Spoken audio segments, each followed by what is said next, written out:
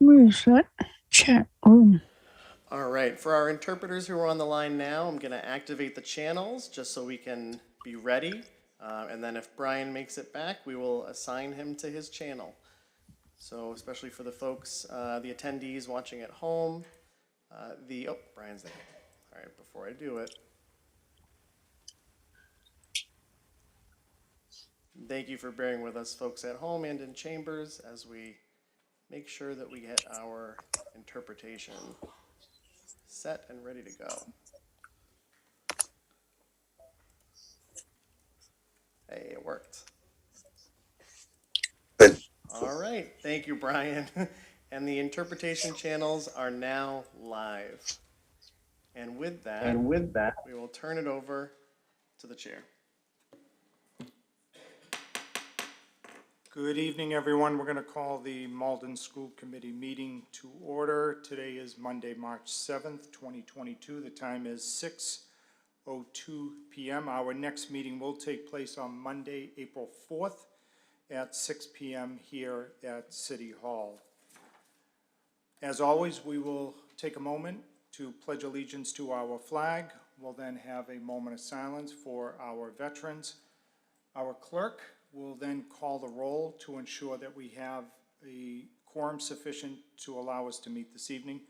And then we will get into this evening's agenda, which consists of approval of minutes, public comment, the superintendent's report, 2 items under subcommittee reports, which are technology and student services, as well as an update on food services. And under motions, we have mass policy, personal privilege, and adjournment. And if there be no objection from the members, we may move one of these out of order depending on how the meeting goes. So if there are no questions, I would ask everyone to please rise and salute our flag. I pledge allegiance to the flag of the United States of America and to the republic for which it stands, one nation, under God, indivisible, with liberty and justice for all. Please remain standing for a moment of silence in honor of all those who have fought for our country and continue to do so today.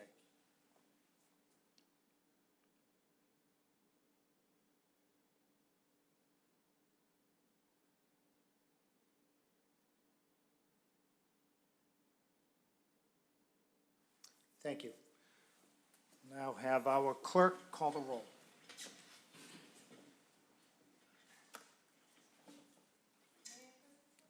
Here. Mr. Drummy? Ms. Rose Zyberg? Here. Mr. Gray? Here.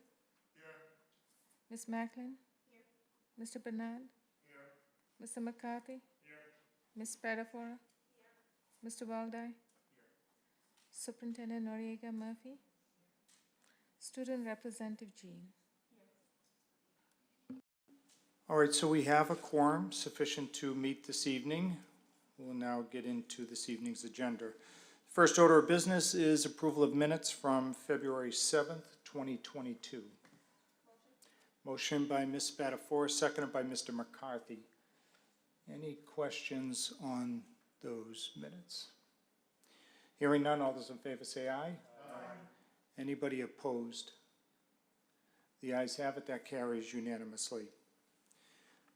We're now down to public comment. This is an opportunity for members of the public to address the school committee. We only ask that you state your name and address for the record, and please keep your remarks to just a couple of minutes. Public comment is now open. All right, so for the folks who are, that's you. For the folks who are on Zoom, you just need to use the raise hand feature or dial *9 if you are on the telephone, and we will toggle between in-person and remote public comments. Our first is in person.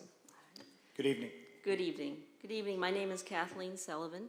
I live at 27 Oliver Street in Malden, and I'm a 5th grade science teacher at the Salemwood School. I'm here tonight to ask your support to protect the students at the Salemwood School. As you may be aware, the City of Malden is planning on removing the grass on Roosevelt Park to install an artificial plastic grass field. There are several important reasons why we feel the Malden School Committee is obligated to voice their concerns to the City of Malden leadership about this project. First, plastic grass poses unknown health dangers to children. There are numerous studies stating that exposure to plastic grass, the chemical substances it contains, and the effects from heat island exposure created by these fields are dangerous to young children and their developing endocrine systems. These fields and the materials they are made of are unregulated. Second, the project itself is in complete opposition to the protocols of environmental justice. There was no notification or inclusion of the primary stakeholders during the design and planning stages, unlike the extensive outreach and community involvement in 3 other park renovations. Voices of opposition from the community, students, their families, and the voices of surrounding neighbors have been discounted and silenced in some instances throughout this process. The environmental justice neighborhood and the Salemwood School community is predominantly English language learners, people of color, and categorized as economically disadvantaged. It is not enough for our leaders to talk about a commitment to environmental, climate, and social justice issues. We must act on it. According to the EPA, environmental justice means people have an opportunity to participate in decisions about activities that may affect their environment and/or their health. The third reason is the Massachusetts curriculum science standards require educators like me to teach students about the earth and the impact of human activity as related to rising global temperatures and preserving our natural environment. And fourth, studies on children's health state that exposure to natural green environments improve the physical and mental health of children and contribute to their overall well-being. In summary, we implore you to use your leadership to protect the students at the Salemwood School by ensuring the toxins presently in the soil at Roosevelt Park are properly cleaned up and a natural grass surface is used to renovate this park. Please keep in mind that the children at the Salemwood School are the primary users of this space. We have researched the cost of grass. It is less costly over time to maintain and manage. We have been in contact with the natural organic grass consultants and the National Grass Advisory, landscape artists, UMass Toxic Use Reduction Institute. In other words, we've done our homework. A natural grass park is a viable and affordable option for Roosevelt Park at the Salemwood School, and we have submitted an alternative plan for the renovation to the Community Preservation Committee. The latest report from the Intergovernmental Panel on Climate Change makes this statement. The scientific evidence is unequivocal. Climate change is a threat to human well-being and the health of the planet. Any further delay in concerted global action will miss a brief and rapidly closing window to secure a livable future. And just this past week, the United Nations signed a treaty to end plastic pollution across the world. We must, as a community, lead by example. Preserve our green space, preserve our environment, decrease plastic pollution, and listen to our children. They don't want this field. They want their natural green space. The future is theirs. Thank you. Thank you. Anybody else wishing to address the school committee can do so now. So we've got a person on Zoom, and our first up is Stacy Rubin. Excellent. Hello, everyone.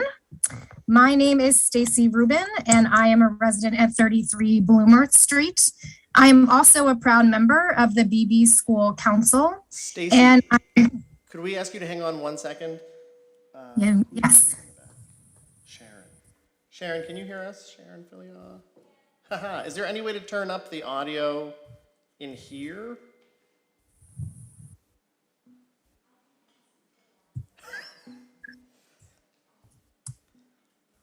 Because it is. Actually, yes. Stacy, can you hang on 1 second while we work on the audio, and we'll take an in-person comment while we wait. Absolutely. Thank you. I think Stacy and I are going to say a lot of the same things. Okay, take it away. I am Sherry Jackson. I live at 103 Woodland Road. I am also a member of the BB School Site Council, and you all received an email from Stacy on behalf of the Site Council today. I just wanted to take a moment to reiterate some of the issues that were brought up in that letter that Stacy sent you. We've encountered many issues with the food service provided by Whitson's, and we want to recommend that the city select a different vendor to provide food services to Malden schools going forward. In recent weeks, I've learned of multiple days where some children didn't receive any lunch, where there are no cold lunch options available at all, and where it takes children so long to get through the line that they're not able to eat their lunch. A single day of a single student not getting lunch at school is unacceptable, and this has happened more than one time. So we need to do better, our kids deserve better, and I hope that that is taken into consideration when making the decisions this year. Thank you. Thank you. All right, Stacy, let's give it one more try, see if maybe this helped. Okay, is this any better? Not really, nope. So for the folks at home, I see Jen and Annabeth, you can hear all of us, we just can't hear you. Hang on one sec.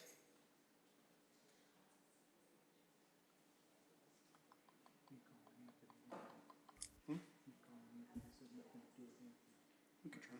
Want to take a brief?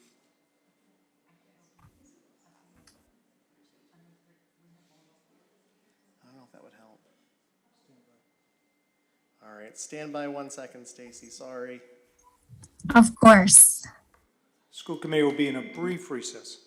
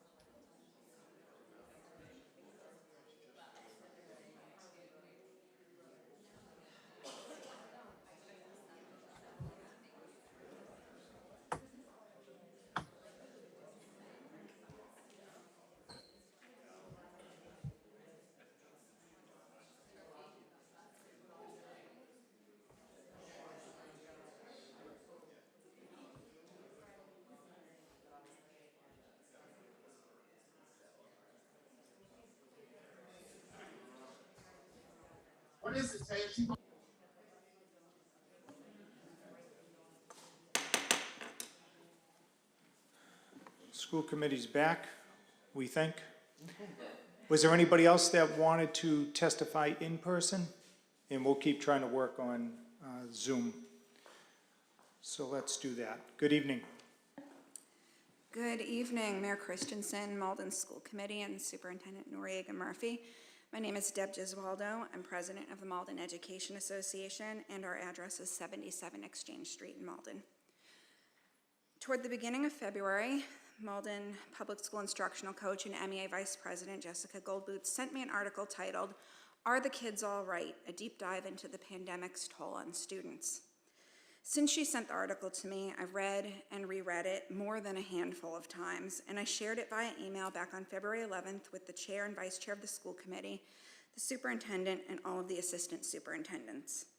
I shared this article because it's worth the time it takes to read, because it speaks to so much of what we're seeing in our schools and in our classrooms, as well as what's being seen in schools across Massachusetts and across the country. As I've read and reread the article, and reread it again and again, the following questions keep coming to mind. Should we be placing more of an emphasis right now in helping our students recover from the emotional trauma they may have suffered when their entire lives came crashing down around them unexpectedly in March of 2020, instead of continuing on in ways that are more like what we knew to be normal prior to when COVID shut everything down? Would our students be suffering less from the emotional trauma the pandemic has wrought on them if we spent more time helping them recover emotionally?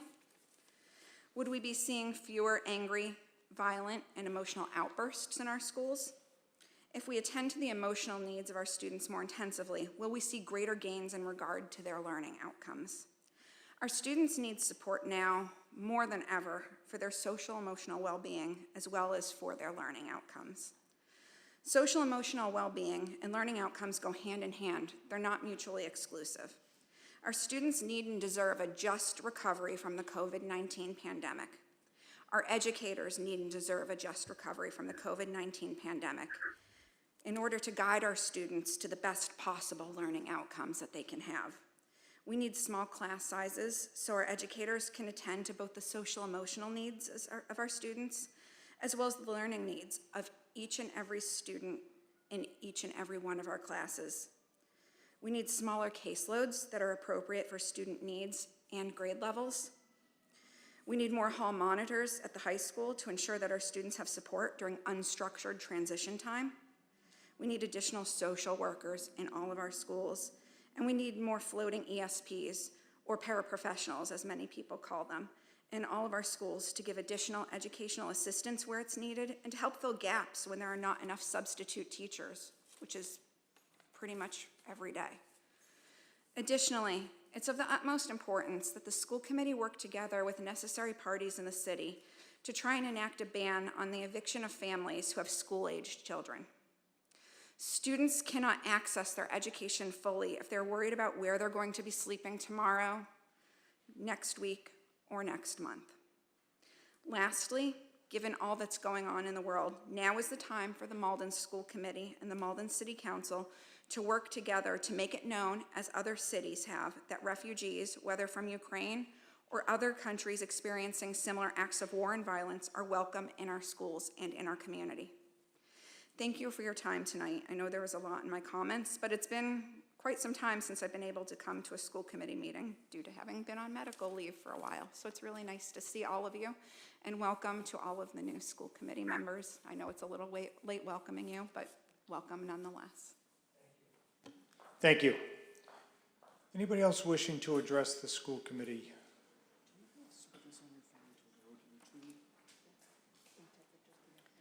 Good evening. My name is Dawn OToole, and I live at 130 Adams Street in Malden.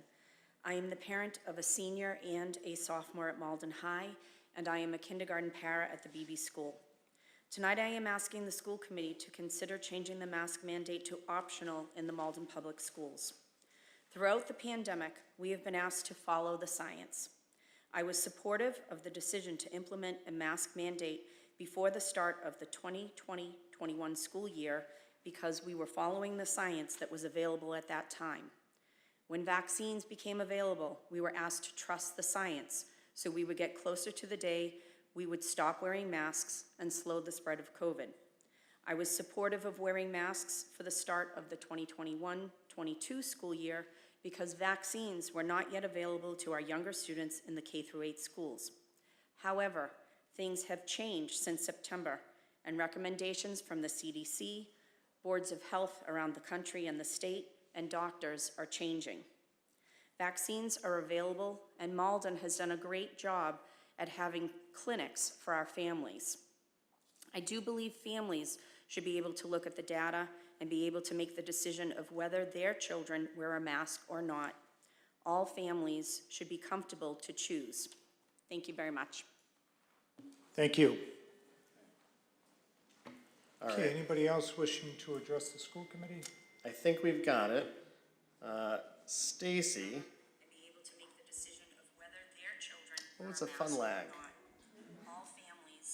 I am here. Can you hear Not my me? idea, but I love the idea. All right, Stacy, so whenever you're ready, why don't you go ahead? Anybody else wishing to address the school committee? That's fine, you can hear him again. Great. Hello, I am Stacy Rubin, a resident of Bloomworth Street and a proud member of the BB School Site Council. Stacy, so whenever you're ready, why don't you go ahead? Anybody else wishing? I am speaking tonight to strongly urge you to cease working with Whitson's as the food service provider once the current contract expires. The entire BB School Site Council is unanimous in this recommendation. No, that's not gonna work. Stacy, we tried. Can you hear me? I don't. Well, props for innovation, I guess. Yeah, A for effort, Mr. Weldai. T. Oh, all right, hang tight, pause it again. Can you, I can continue. Can you hear me?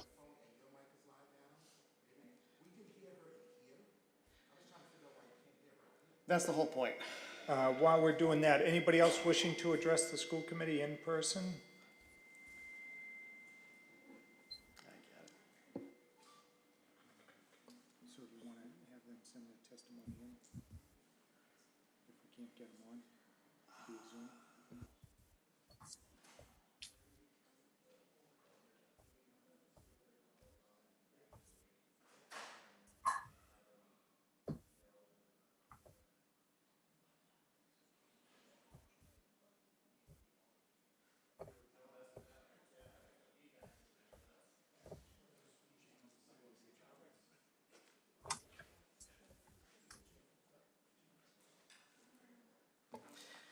Okay, so we're gonna give this a shot. Oh, I'm watching Cheryl say this too.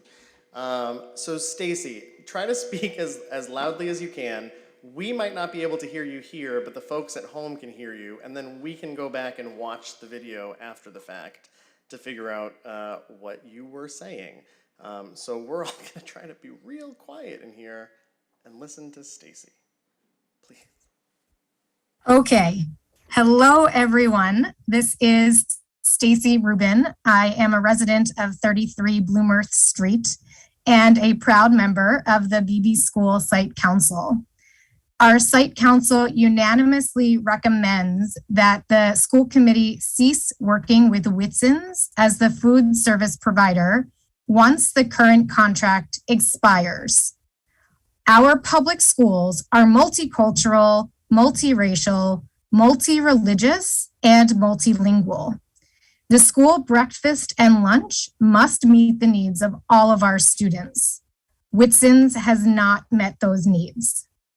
Since November 2021, our school site council identified numerous concerns with the BB School breakfast and lunch service.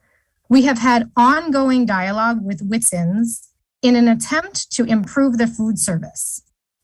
We met with Whitson's staff on November 17th, and again just a few weeks ago on February 16th. In the November meeting, the Whitson's team provided a carefully curated sample of the food and answered our questions. At the meeting, we agreed that Whitson's would increase the number of low sugar breakfast options, more Cheerios, and less Cocoa Puffs. Whitson's agreed to stop heating up pizza, chicken Alfredo pasta, and other food in packaging, which we had concerns were leaching chemicals into our children's food. Whitson's agreed to create multilingual signs with visuals so that English language learners and their families would know about the menu and food options. We agreed to set up a different location in the BB cafeteria to distribute cold lunches. And the purpose there was to increase the speed for children to obtain their lunch. Whitson's agreed to provide a greater number of the cold lunches. They noted they would improve vegetable preparation and would pursue student ID cards to speed up the process at the cashier. Last February 16th, we determined that there's just still at least half of these items that remain outstanding. It continues to take too long to get lunch at BB School. Regularly, our children cannot eat, as Sherry mentioned. Also, there seems to be a limited amount of time where students have to choose between the bathrooms and eating lunch. That is not a fair choice. We also know that the breakfast cereal items still include very sugary cereals. And we know that the amount of effort that it would take to set up a third lunch line in the BB School hallway would take minimal effort and cost. All of those things are needed to make change in the remaining months. However, we urge you to work with a new contractor who is going to collaborate with school staff, site councils, and provide healthy food in an efficient manner that allows all children enough time to eat. We thank the cooks and servers and cashiers for their amazing and hard work with the students. And we thank the school committee and Ms. Spadafora in particular for working to select a better food services provider. Again, we urge you to choose a different food service provider upon the expiration of our contract with Whitson's. Thank you so much for your hard work. And Looks like they cut off the best part. They were thanking Ms. Spadafora for all her hard work and dedication. So.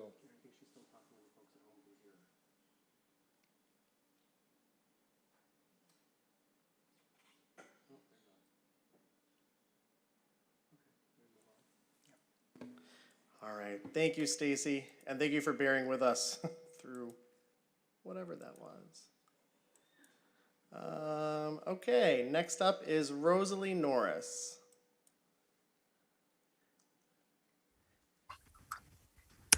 Good evening. My name is Rosie Norris. Are you all able to hear me?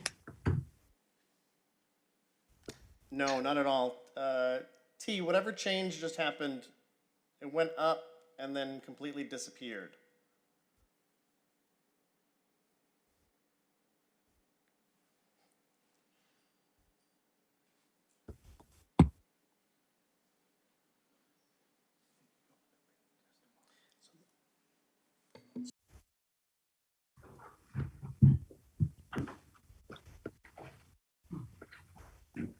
Rosalie, so we can't hear you, but we're watching a transcription thanks to Ms. Spadafora's idea. So go on, and when you are done, we will move on to our next speaker. And thank you for bearing with us, Rosalie, because I know the folks at home can hear you.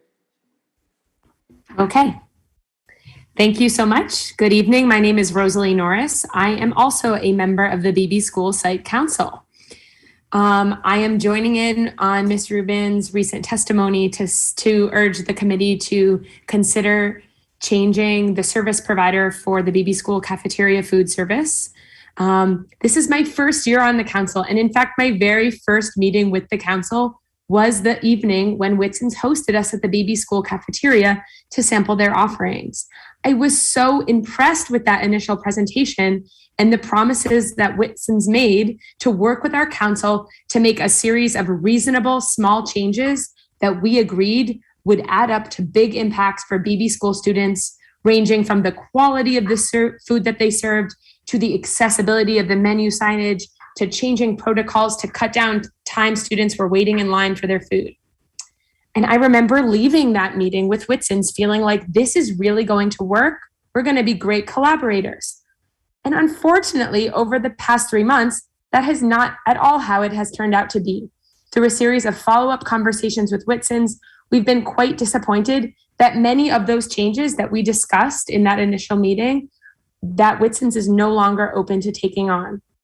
Our council has thoroughly documented those communications and experiences with Whitson's in a letter to you all to this on the school committee. And we hope that you'll read through our findings and consider making the decision to terminate Whitson's in favor of another organization that is more open to problem solving the challenges at the baby school cafeteria. We completely understand that those challenges are unique, but what we really want is a food service provider that is open to trying things and to speaking truthfully about what they are willing to work with us on. So thank you so much for your time. I hope you're reading this transcript, and I look forward to hearing more about what the school committee decides to do in regards to the baby school food service contract. Thank you so much. We were reading the transcript. Thank you, Rosalie. All right, our next is Anthony Ducasse. And Anthony, whenever you're ready, you can go ahead and we'll read the transcript. Hi, thank you. Yes, my name is Anthony Ducasse. I reside at 92 Beach Street in Malden. I'm here because I would like to raise my concern about the use of masks on children in the Malden public schools. As of today, the CDC, the Massachusetts Department of Public Health, and the Department of Elementary and Secondary Education have removed the mask mandate for school children. At this point, there has been a year after the COVID-19 vaccine was rolled out, and it has been widely available in the city of Malden. So anyone that wanted the vaccine has been able to be vaccinated and boosted. So I ask for the school committee and for you to remove the mask mandate for the Malden Public School, and or at least to make it optional for those that don't want to use the mask, so they're not forced to use it. Thank you.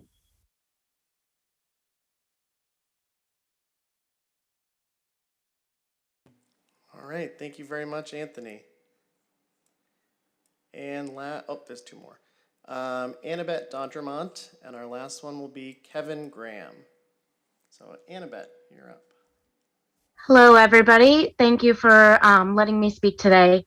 So I come to you as somebody, I live on Preston Street, Malden, and I come to you as a PTO member for the ELC.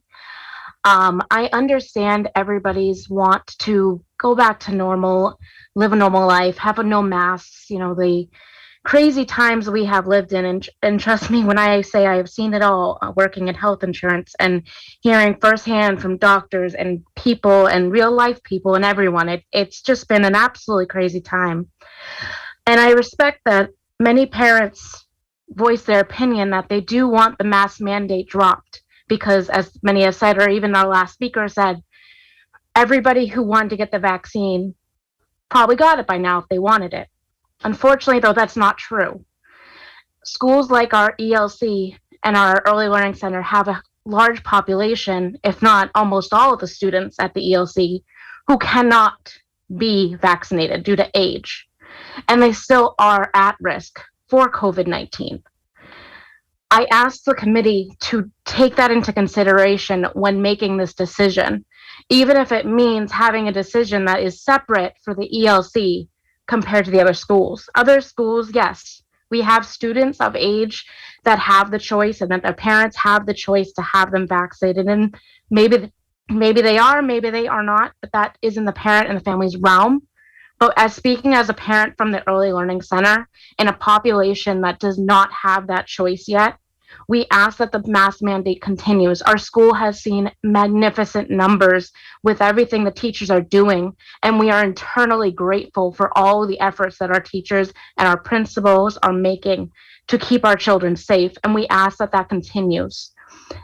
Like I said, these children cannot be vaccinated, and a lot of them do go home to families, some with immune compromise, and this virus is not gone yet. And so I do ask the committee to just take into consideration that not all schools have the choice to be vaccinated yet. The Early Learning Center is majority children under the age of 5. We do not have the choice yet. Unfortunately, the government has not granted the approval for our age of students.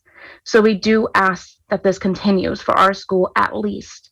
My son is 3. He has zero issue ever wearing a mask. If anything, every time we go out now, he just asks for his masks. He doesn't mind them. In fact, he thinks it's a fashion statement. He's always wanting to put on the dinosaur mask and look cool with it.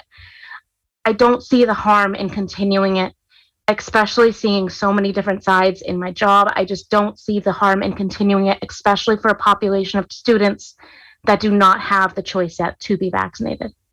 Thank you, committee. Thank you, Annabeth.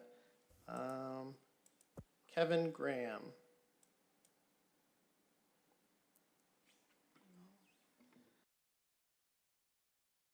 Can you hear me? I apologize. Can you? Okay. I guess you can. I would like to first say thank you for having this meeting and opening it to the public. And I just wanted to say that it seems like a lot of the information we're getting now about COVID has to do with wastewater. And all reports seem to say that we're at an endemic stage, that pretty much COVID will be like the flu, something we have to live with. With that in mind, I was thinking that what's the harm in making it optional? Some people still find comfort in wearing a mask. It helps to reduce their anxiety. And if it's a definite option, then I think everyone involved might find that a welcoming compromise, because those who feel better with it have the opportunity to wear it. And those who always were uncomfortable with it for whatever reason has the opportunity to feel free. I also wanted to speak on the school lunches. I just wanted to remind everyone that we still have a supply shortage. Our present vendor might be experiencing that. It's one of the reasons why everything in price is escalated. And I'm not sure how the escalation in price is affecting our school and our area, as we're not a large metropolitan area.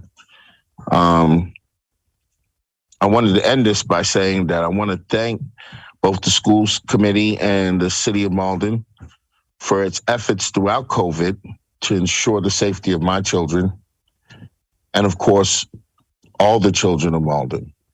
I think it's been a very, I'm sure, strenuous undertaking for all those involved, but I do believe that every effort has been made to protect our children, and I'm thankful for that.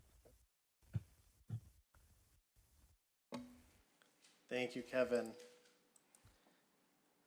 Now we've got Colleen Ryan.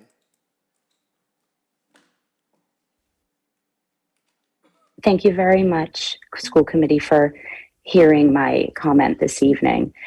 My name is Colleen Ryan. I reside at 72 Ashland Street, and I'm attending tonight's meeting as I attend all of the school committee meetings with a unique perspective.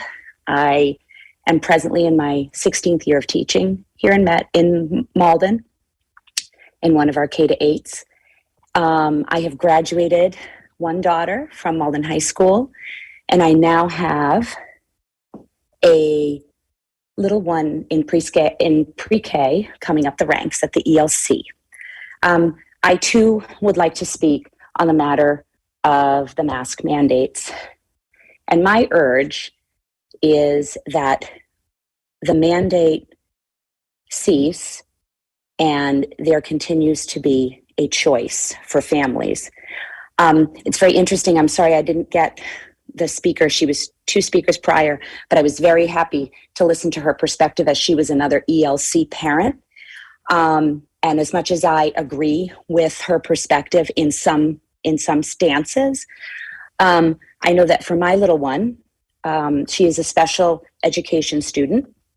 She is in an integrated classroom, and there exists a population in her classroom of students with social emotional needs, social emotional disabilities, hearing impairments.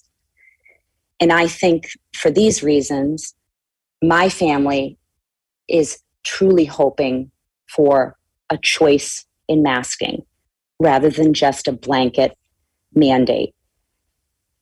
Because I am devoted to Malden Public Schools, families, and students, I hope that there is choice, because I believe that our families are very important, their priorities are important, and this is why I would like choice across the board, because families deserve choice. Families deserve the privilege of being able to choose what is right for them and their children. I know that for my daughter at this point, and some of her peers, I believe, and I know I share this perspective with some of the parents in her class. Not that I want to speak for them, but I do believe that for her and for some of her peers, and I believe this exists for students across the district, for some of our special needs students, masks are very difficult and they prevent progress in certain goals. So I implore the committee to please consider choice for masks. Thank you. Thank you. And our last speaker is Eva.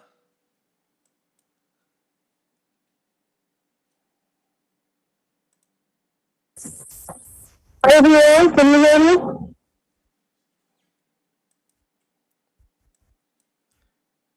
Hello? You can go ahead, Eva. We can sort of hear you.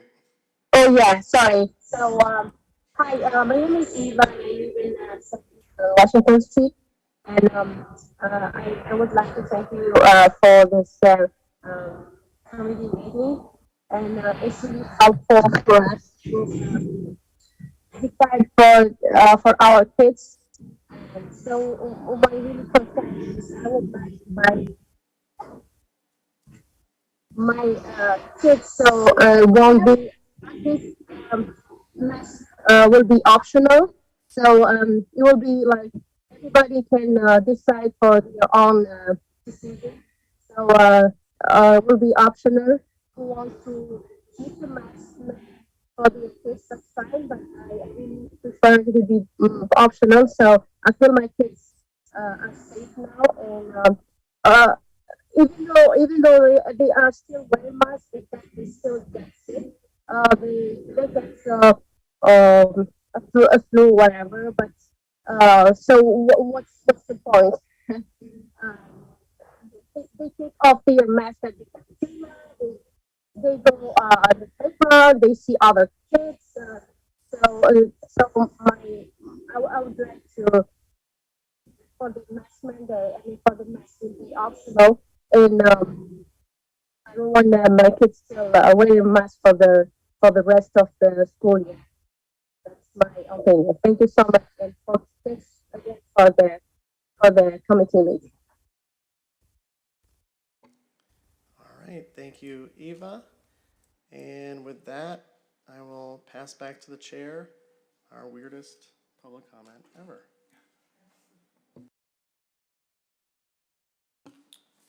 All right, thank you, Mr. Weldai.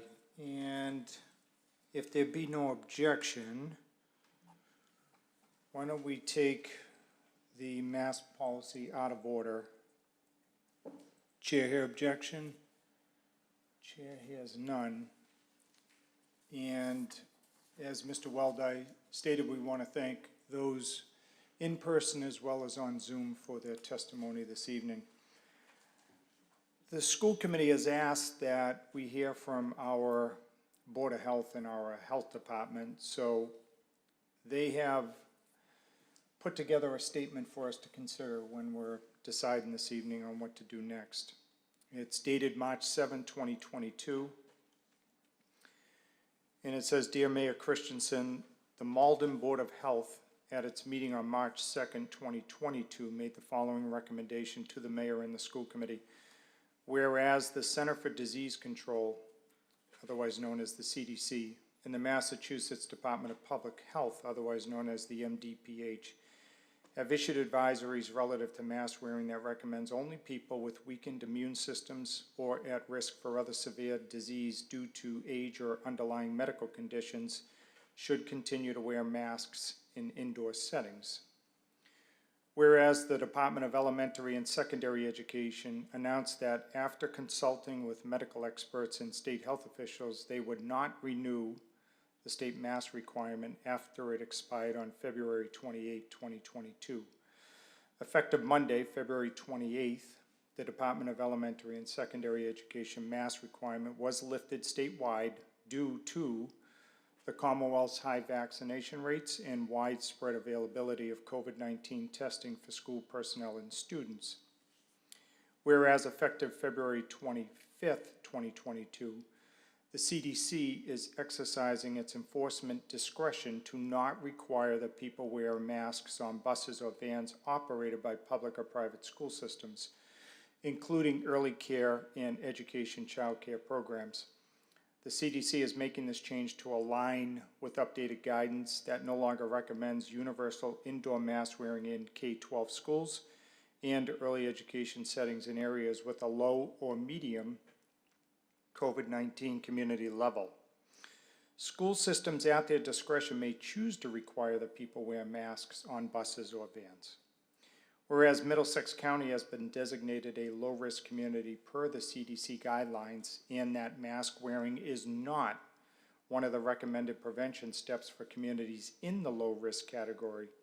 Rather, vaccination and testing are recommended.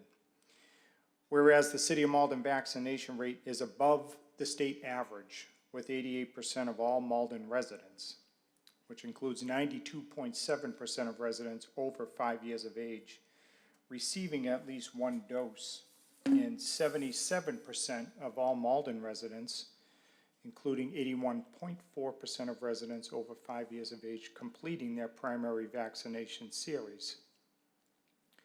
Whereas, as of March 2nd, 2022, 5,289,610 people in Massachusetts have been fully vaccinated, whereas the positivity rate is currently 2.27%, down from 25.2% on January 13th, 2022. Whereas COVID-19 vaccinations, COVID-19 oral medications, and test kits are free and widely available in Malden, statewide and nationally. The Board of Health recommends that the Malden Public Schools observe the CDC and MDPH masking guidelines for students and staff by lifting the requirement of wearing masks in school.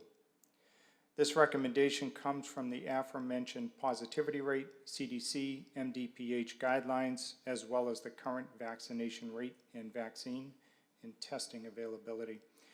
Respectfully submitted, Schoon Carrington, Chairperson, Malden Board of Health. So, with that being said, I thought the first thing we should do is hear from our student representative, who was the first person we called when we heard what the state was doing. So, if there'd be no objection, let's turn it over to our student representative, Christelle Jean. Let me just get you on. There we go. All right. Initially, with the announcement by the governor being sent out, I had created a survey sent out to the school with the approval of our mayor and the Malden High School principal, Mr. Mastrangelo.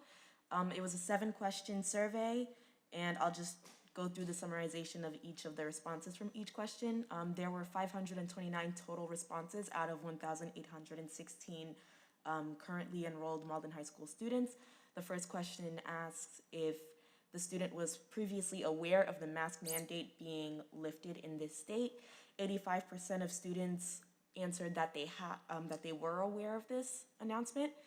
Next question asking, how would you feel about the mask mandate being lifted at Malden High School by February 28th?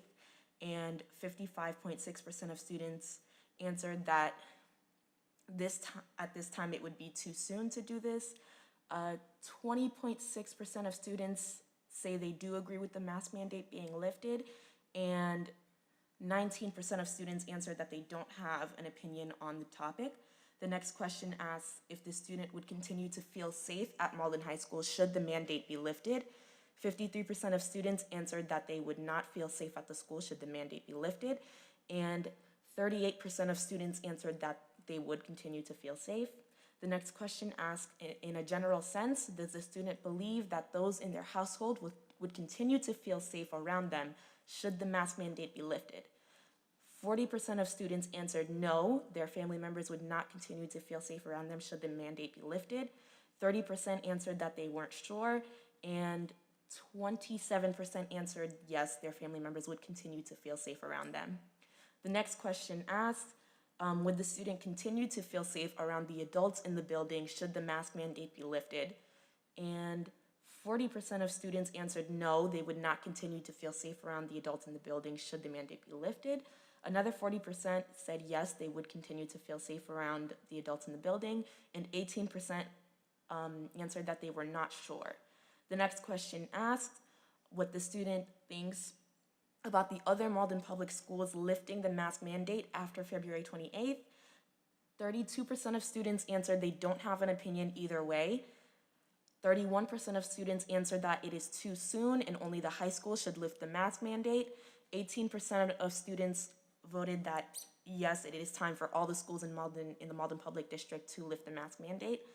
The next question was optional, and it asks, it states that the mandate does not restrict anyone from choosing to continue to wear their masks, and it asks the students, would they personally choose to continue wearing their mask even with the mandate being lifted?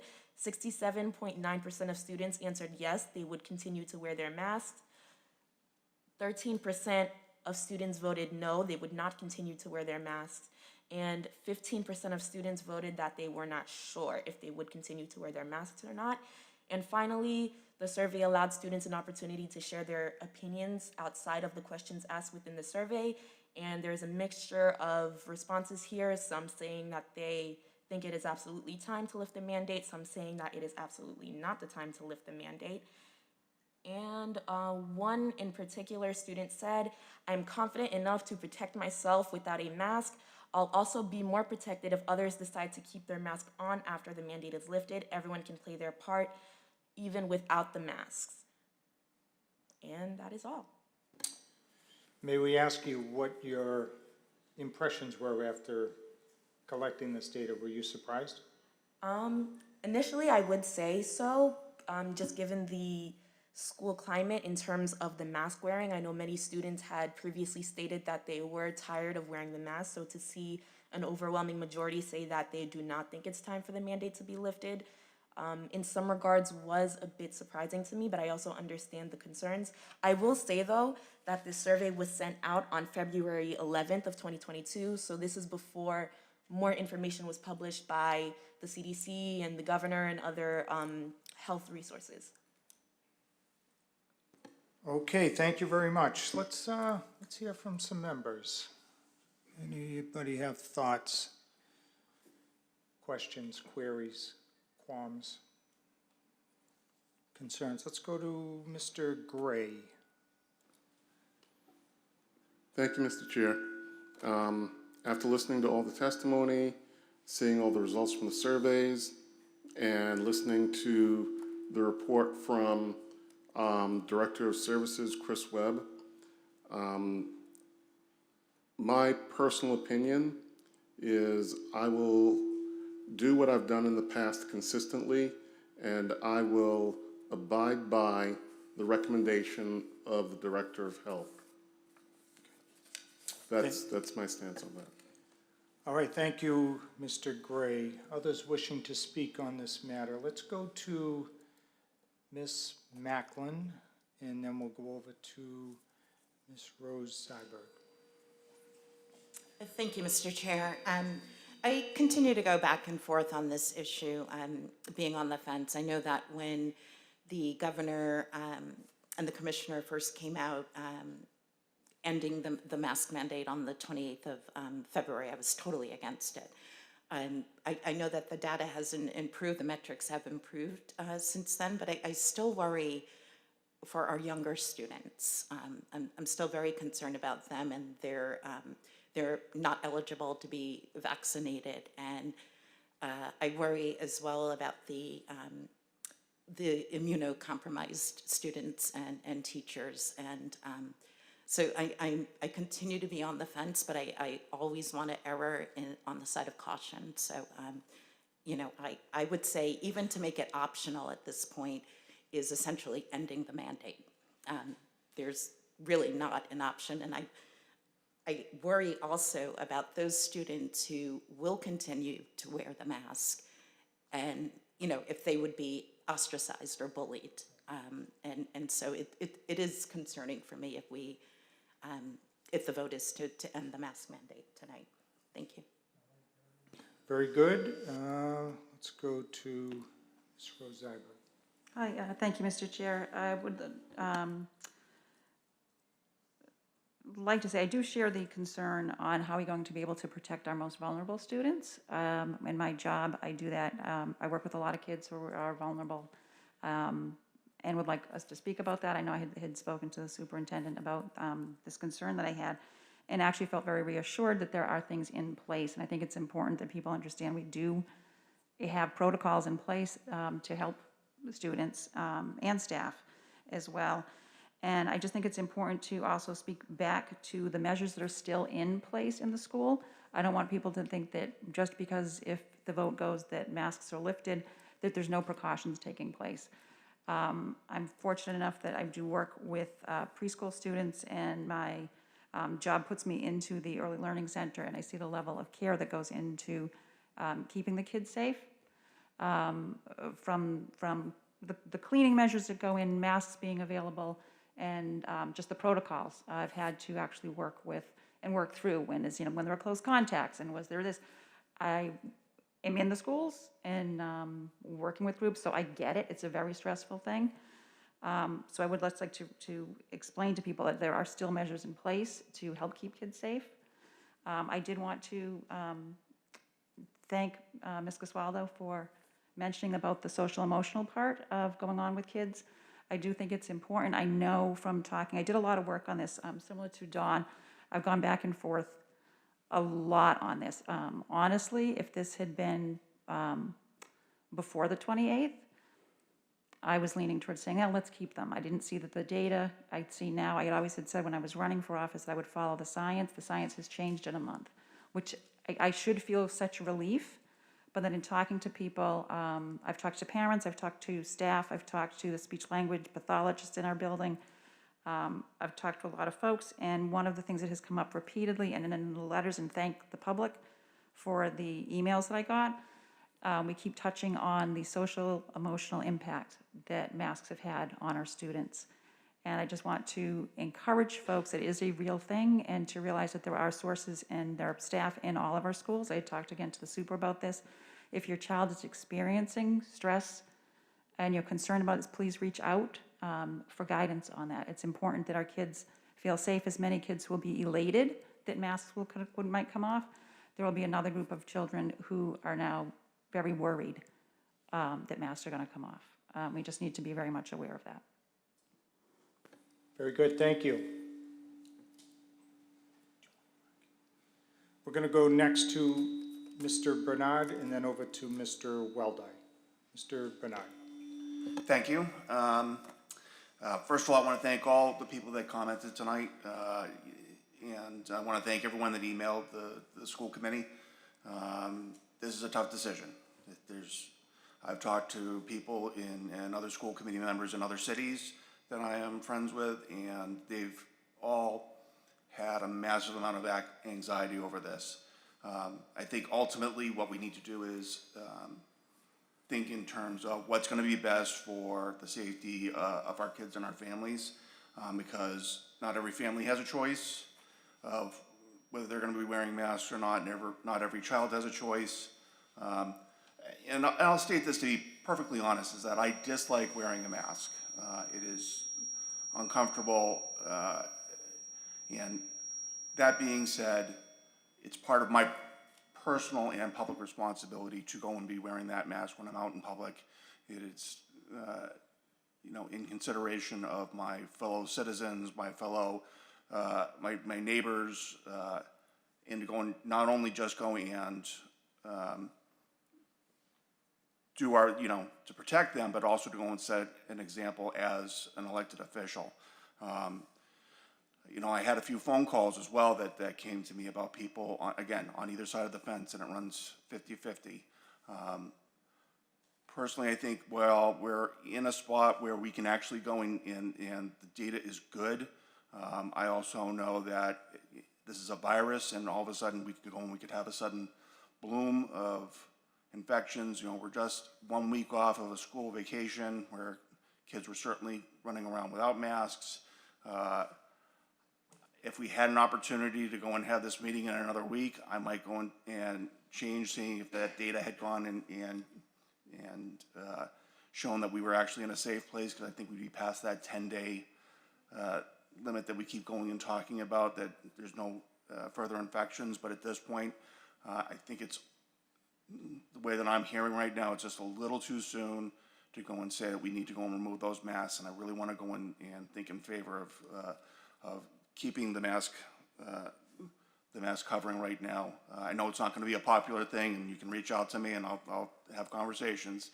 But I really think that's best for our kids, our families, the people around me, and especially the people that may not be able to go and grasp everything that's going on because of language differences and whatnot. Yeah, that's what I've got. Thank you, Mr. Bernard. Now, Mr. Weldai. Thank you, Mr. Chairman. I echo and empathize, I think, with a lot of the comments that my colleagues have made tonight. And in the same vein, would really like to express gratitude to the people who spoke tonight, the people who've reached out to us over the past couple weeks. I think we've gotten more. We've gotten more emails on this, I think, than an issue we've gotten in a while. It's also been very split, to Keith's point. I think we've been hearing a very 50-50 down the middle.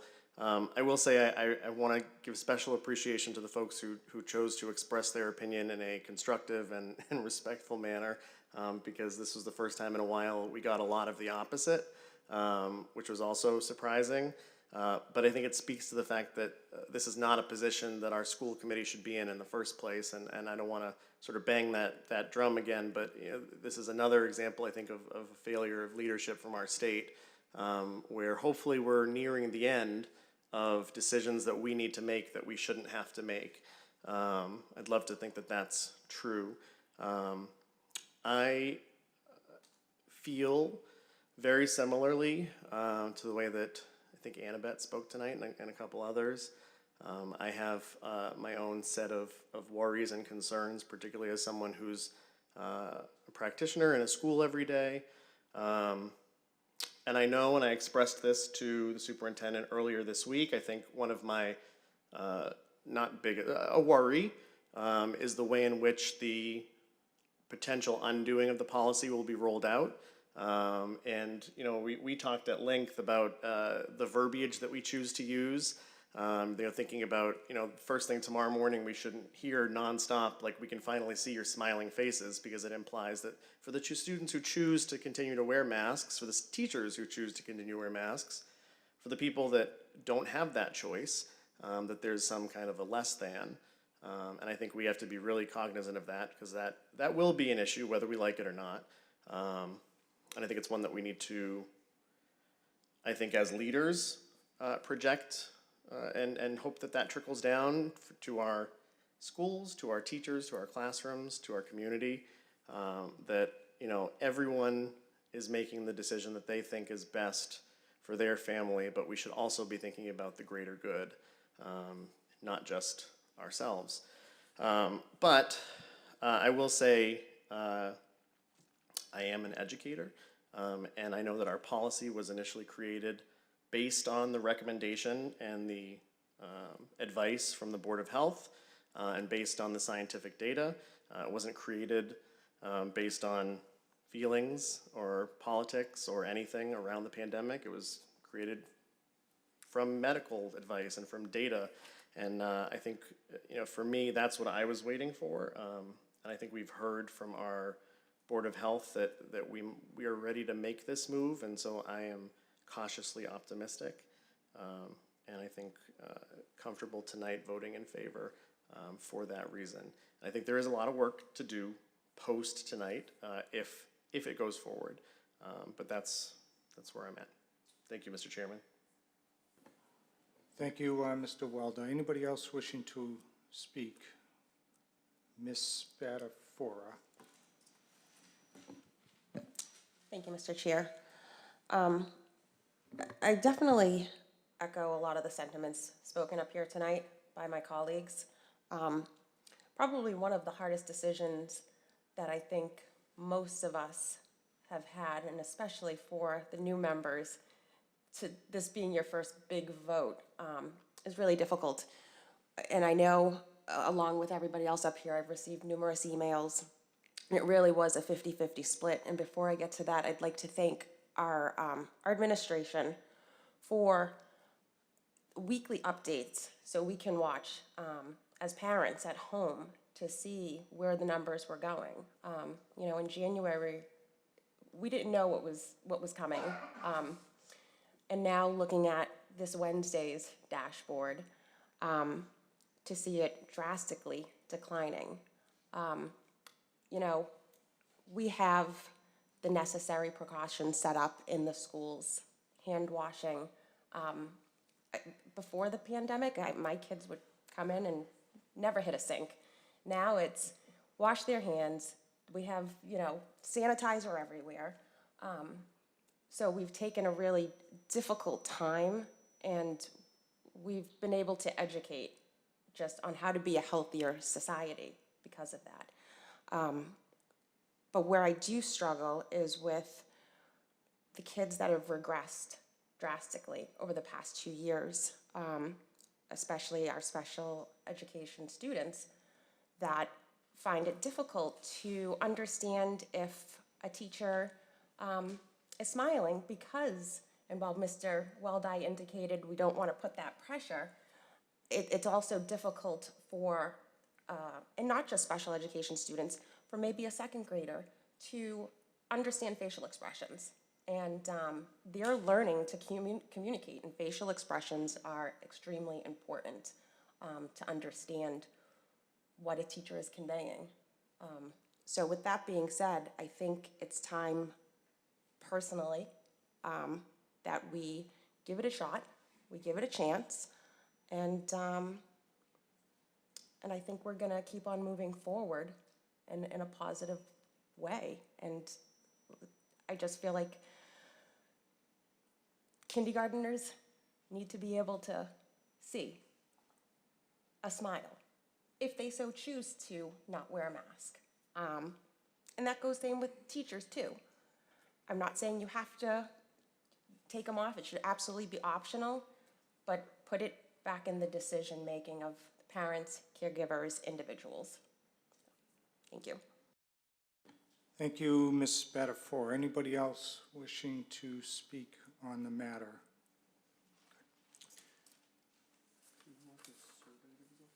No. I don't think that's needed. Yeah. Let's go to our student representative. Regardless of the choices that are made in terms of the vote that is made tonight, I think a lot of our students are just unaware of the resources that are available to keep up with the current numbers of COVID. And I think just making it more well known of what those resources are and what the up-to-date information is regarding the COVID cases either in the state, the city, or the school even, I think is going to be very important in putting a lot of people's minds at ease. So if that's something that we can just keep in mind moving forward, I think it would greatly help within just creating a more safe and secured environment within our schools. Very good, thank you. From my perspective, I will vote to rescind. If Christelle hadn't said that her survey was taken on February 11th, I might have not voted to rescind. But I feel like a month from where we were then till now will show a number of reasons why I have come down on this decision. First and foremost, the reason that we're even here discussing this tonight was that we wanted to see what happened coming out of the break. And I think what the superintendent has shown us is things are indeed improving, because the cases coming out of winter break were 539, and the cases coming out of the February break were 18. So obviously that is a substantial decrease, which at the time that the governor and DESE had stated they were going to lift the mandate on February 28th, we weren't so sure. But again, the numbers very clearly state that there has been a significant change from where we were winter break to where we are now. Another factor for me is that on the vaccination rates themselves, as of March 1st, Chris Webb, our health director in the health department, have showed that for the age group 16 to 19 years old, 73% of them are fully vaccinated. 12 to 15 years old, 70% are fully vaccinated. And 5 to 11 years old, 40% are fully vaccinated. Now, the national average is 22.6% for 5 to 11, and the national average for 12 to 15-year-olds is 56.4%. So Malden has really done a good job when you compare this to the national average, and that's a credit to Christelle and all her classmates. I think the other reason for me is back when we initiated this policy in August, we didn't have the tools that we now have available, which I think Ms. Spadafora was alluding to. We have take-home kits, we have test kits, we have vaccine clinics. As a matter of fact, there are 4 scheduled for this month, March 22nd, 23rd, 24, and 25. So we have a lot of options that we didn't have back then. And the other thing is that, again, January to February, the cases are down 85%. So we did spend some time on looking into what Ms. Dormont said from the ELC.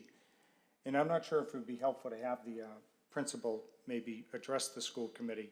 But our health department said that they are absolutely not the source of any transmission, any outbreaks, any real positive cases. And the ones that they have had, which he believes are limited, have come from the outside. They're not emanating from within the ELC. So I know Colleen Ryan spoke about saying that, you know, we should take that data and really extend that throughout the district, which from my vantage point would make the most sense, because talk about, you know, pitting schools against schools.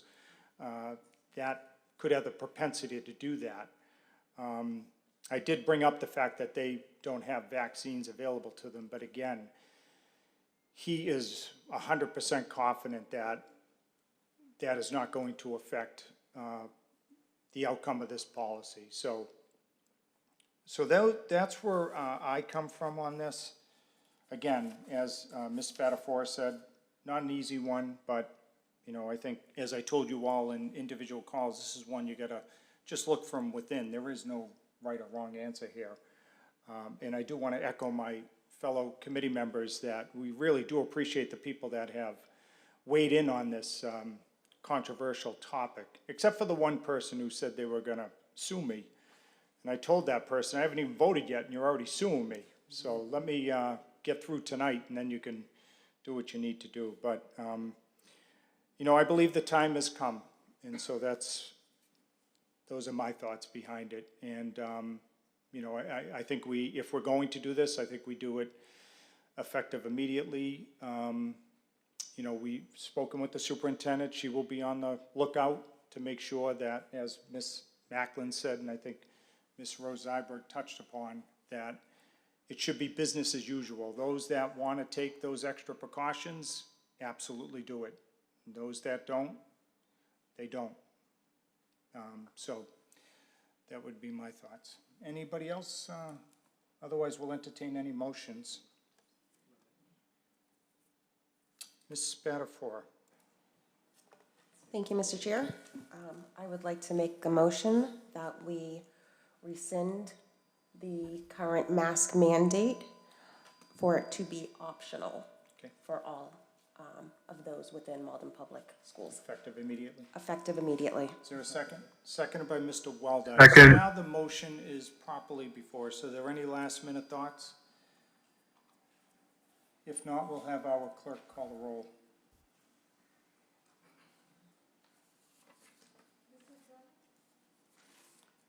Mr. Drummond? Mr. Drummy? Yes. Yes.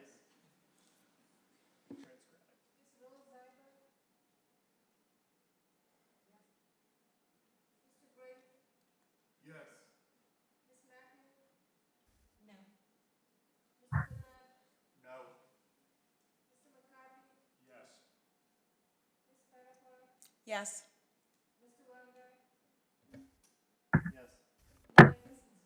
Yes. So that motion carries 7-2. All right, the school committee will be in a brief recess.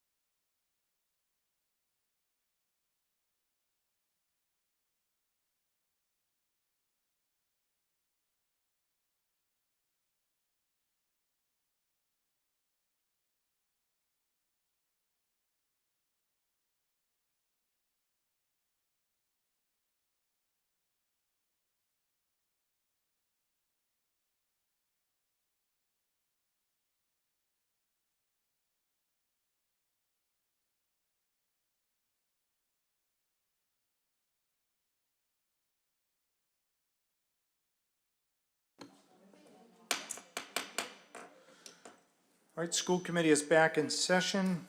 We'll now go to the docket and return to item number 3, which is the superintendent's report. Let's hear from our superintendent on what's happening throughout the district. Hi, good evening, families and school committee members. And I know that faculty and staff, when you're at home, and students, we are going to be sending messages regarding the new vote. Regardless of this, I want to make sure that students, staff, family members who are going to come to schools, if you need to wear a mask, please feel free to do that. We are going to have masks available. We will support that. We also are going to continue with our pool testing. We are going to continue offering vaccination clinics. We are going to confirm the dates. We are going to continue with the cleaning, sanitizing the classrooms, fogging the classrooms. We are going to continue to make sure that the schools are going to be a safe place and encouraging students to wash their hands. And so therefore, we are going to continue what we started in September. We are not going to easy on that because the safety of our students is the priority and the safety of our staff. So therefore, we will continue with all the cleanings and sanitizing of the schools. I am going to just change gears to my report. And I want to remind everybody about our core values, and that is equity, integrity, resilience, and respect. So tomorrow, when everybody shows up to school, regardless of wearing a mask or not mask, the expectation is respect. Nobody should be making fun of anybody. Actually, it's encouraging everybody to just be safe, be happy, and be able to enjoy the last few months of school and to focus on what is important, your health. So once again, respect is a #1 rule in our district. We are celebrating for all the women in the world. This is the Women's History Month. So also it's my birthday month, so yay, double, right? So congratulations on that. We also are going to celebrate on March 9 in different schools at different times the Stop the Stigma Day. There's going to be a video that is going to be watched in different schools. And thank you, Mr. Mastrangelo, for being the person actually talking about stigma and giving the message. So that is going to be Wednesday, March. We are wearing the blue ribbon. There are a lot of those available. We are going to leave here, some in City Hall and also in our schools. In a sad note, I'm just going to wait for Adam. There's going to be a celebration of life for one of our students, and this is going to take place on March 12th from 11 to 2 at the Linden School.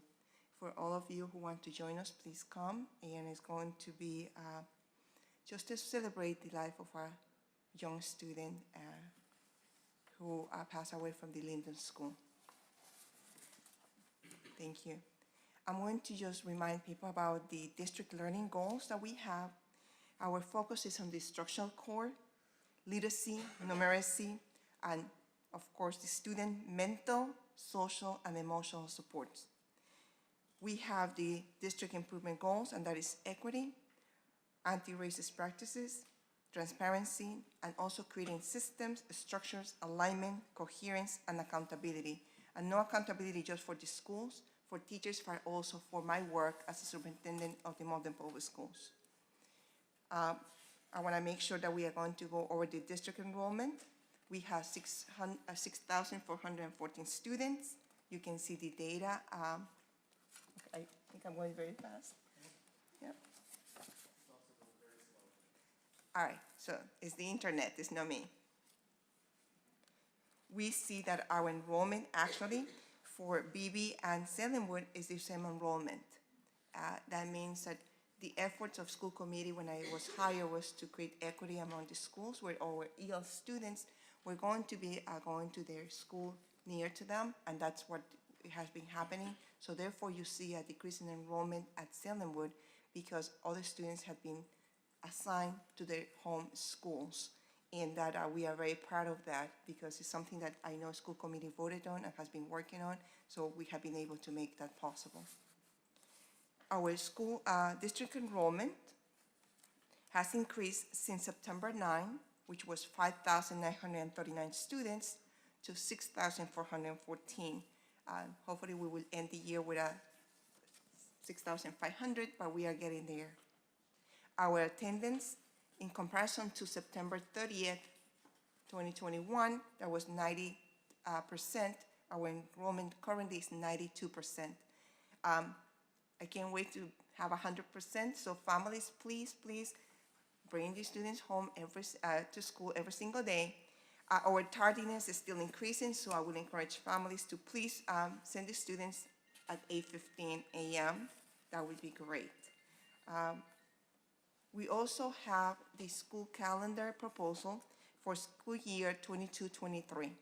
In this calendar, what you're going to see, and we will have copies available, there's a mistake, our typo on the bottom, where it says that our last day of school with 185 days was 6/23, but it's actually June 22nd. We hope we're not going to get snow next year, and we're not going to have snow days. One of the proposals is that we have several early release days, and some days are released at 11 o'clock and other ones at 12:30 p.m. It's very confusing for families what day is 11 o'clock, what day is 12:30. So we are, with the support of all the principals, are going to make the proposal to make all days early dismissal at 11 o'clock a.m. So there's consistency and people don't have to guess when that happens. That also will give opportunity for staff to have professional development. So that is one of the changes that you will see. We also added already graduation when we know that June 4th, 2023, graduation is going to happen. We also, our last day was senior. So we are going to try to include all this information because it's critical for families, so you don't have to guess when is graduation. So the class of 2023, you know when you're going to graduate. So start looking forward, start working very, very hard. Don't go to summer school. We can make this happen.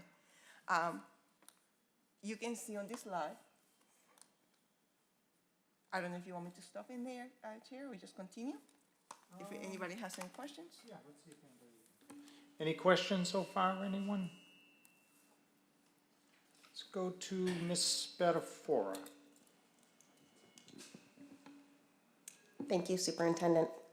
Just one quick question on those, the change to the early dismissals with an 11 a.m. dismissal. Does that affect our time on learning, like total hours for the year? No, it doesn't affect our time on learning, and you know that I'm really calculating every single minute, so it doesn't affect that at all. And then my second question that pertains to that early release, we will still be offering like our after-school programming on all those early release days, correct? That is correct, and actually it's going to be better because we can start these after-school programs earlier. Okay. One thing that you will notice is that you're not going. High school students are not going to have late entry days because we had to make the time of learning. Okay, thank you.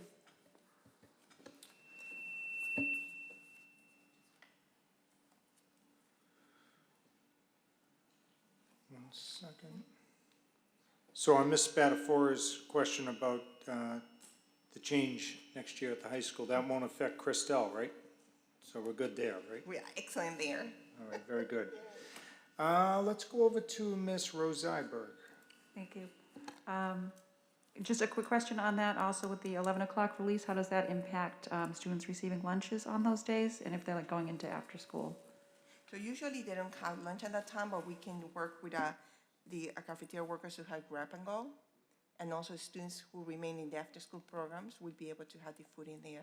One of the things that, of course, is not part of the calendar is that we are already planning to see how we can increase our offering for after-school programs and increase the spaces so more students can stay after school. Okay, thank you. I believe Mr. Weldai wanted to make a motion. Go ahead. Thank you, Mr. Chair. Just figured since we paused, we might as well take a point now to make a motion to approve the calendar so we can get that out of the way. Is there a second? Seconded by Mr. McCarthy. Okay, so let's talk about the calendar. Everybody's had a chance to look it over. Any questions on it?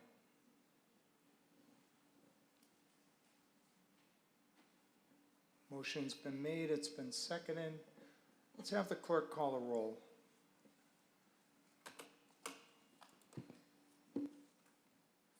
Mr. Drummond? Yes. Ms. Rose Zeiber? Mr. Gray? Yes. Ms. Macklin? Yes. Mr. Bernard? Yes. Mr. McCarthy? Yes. Ms. Spadafora? Mr. Weldai? Mayor Christensen? Yes, that carries unanimously. Back to our superintendent. Thank you for that. In the instructional court, our principals, 5 of them were able to participate in a 3-day, almost 4 days, workshops in the instructional court, and they were able to visit 64 classrooms. That has been a big accomplishment where they were able to do walkthroughs in their own schools and also visit other 2 schools. That is a practice that we will continue doing, and later on we are going to include teachers and other practitioners to be able to go to the schools and do classroom observations together. We had a Saturday and a celebration academies, and they have been very well attended. So thank you for Jim McCabe, who's not here, and also for the high school for doing an amazing job, getting more students to be able to catch up with some credits and at the same time be able to engage in courses where they need a lot of support to move forward. So we are doing following a lot of steps so students can graduate on time with all the credits and at the same time to get them ready for MCAS. We also, the work that is going to continue, we are reviewing the curriculum and program studies from pre-K to 12. So I encourage parents to join us on that. We are already drafting the summer reading list, and we started talking about summer programs. We want to make sure that families get that offer of summer programming before the end of March, so you can make some plans for the summer.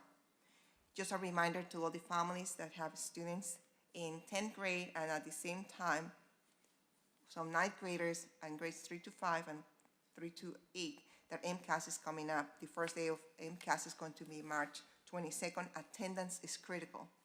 We need students in school because that's the only way that they can learn and they can pass the test. CPAC on Monday 28th, they're going to have a meeting at 7 p.m. and it's going to be posted on our website. Please join them. It's going to be an amazing workshop that is going to happen in there. For our Office of Diversity and Equity and Engagement, we actually had almost every single student government from each school trained on the anti-bullying preventions policy, and they're going to be working very closely with Larissa Doherty on how to draft the policy and how our students' voices can be carried out in our schools so they can be the ones making the changes and not adults, but students. Restorative practice training, the same thing. We want to make sure that students know how to be able to hold circles. And we got an amazing grant. Thank you to Erin Craven and Charlie McCarthy for actually applying for it. I appreciate that very much. And we are going to benefit from having 3 different programs in the schools. We do have a pipeline for our teachers or whoever wants to become a teacher at Malden Public Schools to be able to participate in MTEL courses to get them ready for to test to become a teacher. So we have 14 Malden staff who actually successfully completed the communication and literacy MTEL preparation. And that is big for us because it's a test that is not an easy test to pass, but we already have people in taking and completing the test. We do have almost 55 educators who want to continue getting second licenses in ESL and special ed, or who want paraprofessionals and family liaisons who want to be teachers, and we are supporting them. This March 8th at 3:30 and another session at 6 p.m., we are going to encourage people to please come and join us in these working groups when we are going to revisit the equity definition of equity for the district. Code of conduct, the district doesn't have a code of conduct per se. It's part of or embedded in a handbook. We want to make sure that it's differentiated. This work group is going to be led by Ms. McDonald. The pre-K handbook, a student handbook right now, we have 3 of them. We have the pre-K, then we have kindergarten to 8, and then the high school. We want to make sure there's only one, so students, when they transfer from grade to grade, 8th graders to high school, it will be a smooth transition instead of learning new roles. It should be the same rule applies to all the students. We are also going to develop a caregiver's resource guide, so please join us. If you cannot come at 3:30, You can join us at 6 p.m. It's going to be a virtual meeting. Thank you. Then I'm just the mask survey data. I know the vote already passed, but I just have to say thank you to all the families, teachers, students, and community members who took the staff. We got 1,833 responses. The survey was translated in the multiple languages. We sent it via email, voicemail. We posted on the website. We posted on social media, Facebook and Twitter. There were 4 questions asked, and one was to continue with the mask mandate until the end of school year, make mask optional, revisit mask mandate in the future with COVID-19 data as necessary, and then no comment. And we actually did it in different ways by role and opinion. So I'm just going to go over for the first one that was the opinion on mask mandate, and then I will just going to skip the rest of the slides so you can, it's going to be posted, the whole presentation is going to be posted on our website. So I'm just going to go and present slide 20. Okay? So we had, on slide 20, we have continue with the mask mandate where 827 responses, make mask optional, 672. Revisit mask mandate in the future. That means that remove it now, lift it now, but revisit if in case something happens with COVID, and there were 327 responses. No comment, there were 7, a total of 1,833. Once again, I'm not going to go over all these slides because it's, at this moment the decision was made already, but I just want to acknowledge and say thank you to all people who participated in the survey. Adam, if you don't mind, Ms. Weldai, I'm sorry, if you can go to slide 27. Okay. And I'm going to present the data. Once again, the decision has been made, so I'm just going to go with the motion. And this is the information that we have about COVID. We monitor the numbers in our schools and how COVID updates started from the week of February 2nd to actually when we came back from vacation. Our current numbers as of today is a total of 18 cases. We had 3 at BB from the week of February 23rd to March 3rd. We have 0 cases at the ELC, 1 case in Fairway, 2 cases in Forestdale, 5 cases at Linden, 5 cases in Malden High School, 2 cases at Salemwood. On the next slide, you are going to see that we actually compare the numbers of COVID from winter break, before winter break, that was before Christmas break, then right when we came back from Christmas break, and then after the February break. If you can see the numbers, when we came back from winter break, they were really alarming.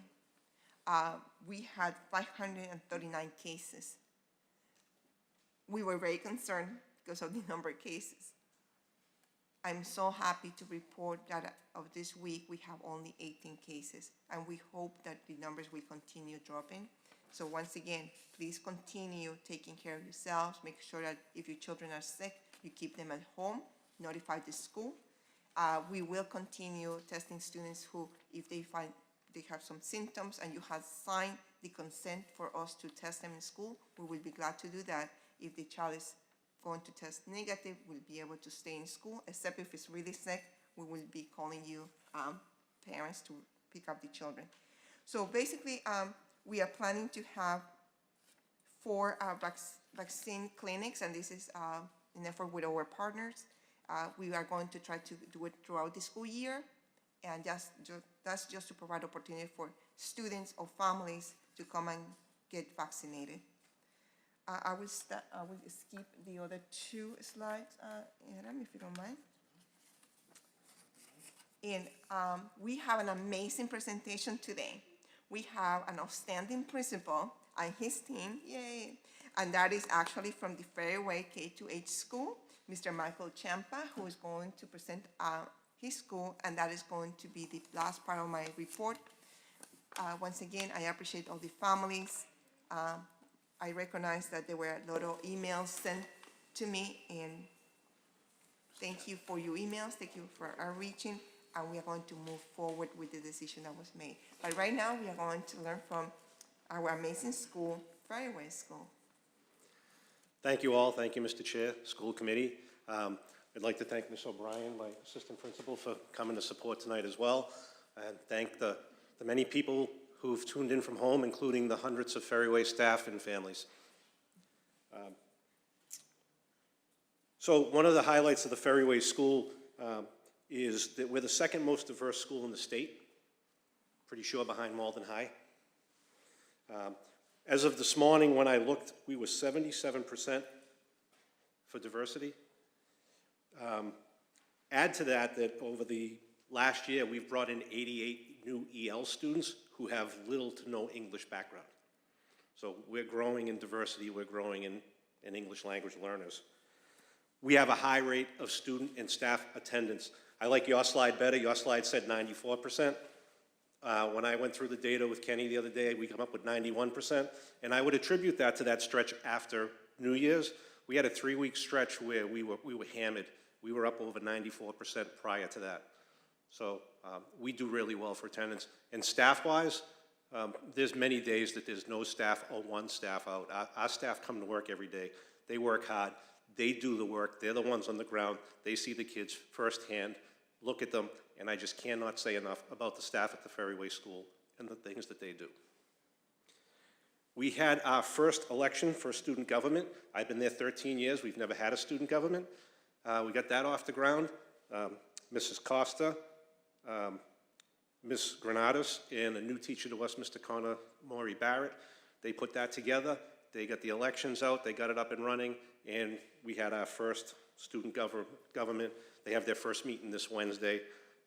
We're looking into the U Lead conference for them to go to in May, and we're very excited to have them up and running and set the stage. We know it's late in the year, but they're going to set the stage for this group going forward for year to year to year. This one I'm really thrilled about is we once again got the ELT grant. For those who didn't make it to the Fairway School last summer, we ran a 5-week enrichment program that was academic based. We had performers in there from all over the place. It was phenomenal. Miss O'Brien was part of it, Mrs. DeSantis, Miss Donnarumma, Miss Ryan, who you heard from earlier, Miss Swanson, and my 8th grade team. A whole bunch of people put it together on short notice. And for those who visited, it was interactive, it was enrichment, it was academic based. We get the grant to do that again, so I'm excited about that. One of the things that we are going to do, mainly because Desi asked us to, is in April, we're going to run 2 days during April vacation as a showcase for it. We're going to invite Desi. Desi has asked us to invite other districts who struggled to spend this money. As you know, this money got given to us in like late March last year, and it was a big chunk of money, and they said, go spend it. So we did, a lot of other districts didn't and gave it back. So they've asked us to communicate and show them what can be done on a short period of time. One of the nice things about this program was we didn't tie people to it for the whole 5 weeks. We didn't tie staff or kids to it to the whole 5 weeks. If you could only come for 3 weeks, if you had vacations, we worked it out that way. We worked it out that way for the staff too, which was why we were able to fully staff it for the whole summer. So it was exciting. I'd invite you to come down. We're going to be Wednesday and Thursday of vacation week. One performance will be at 9, one will be at 10:30.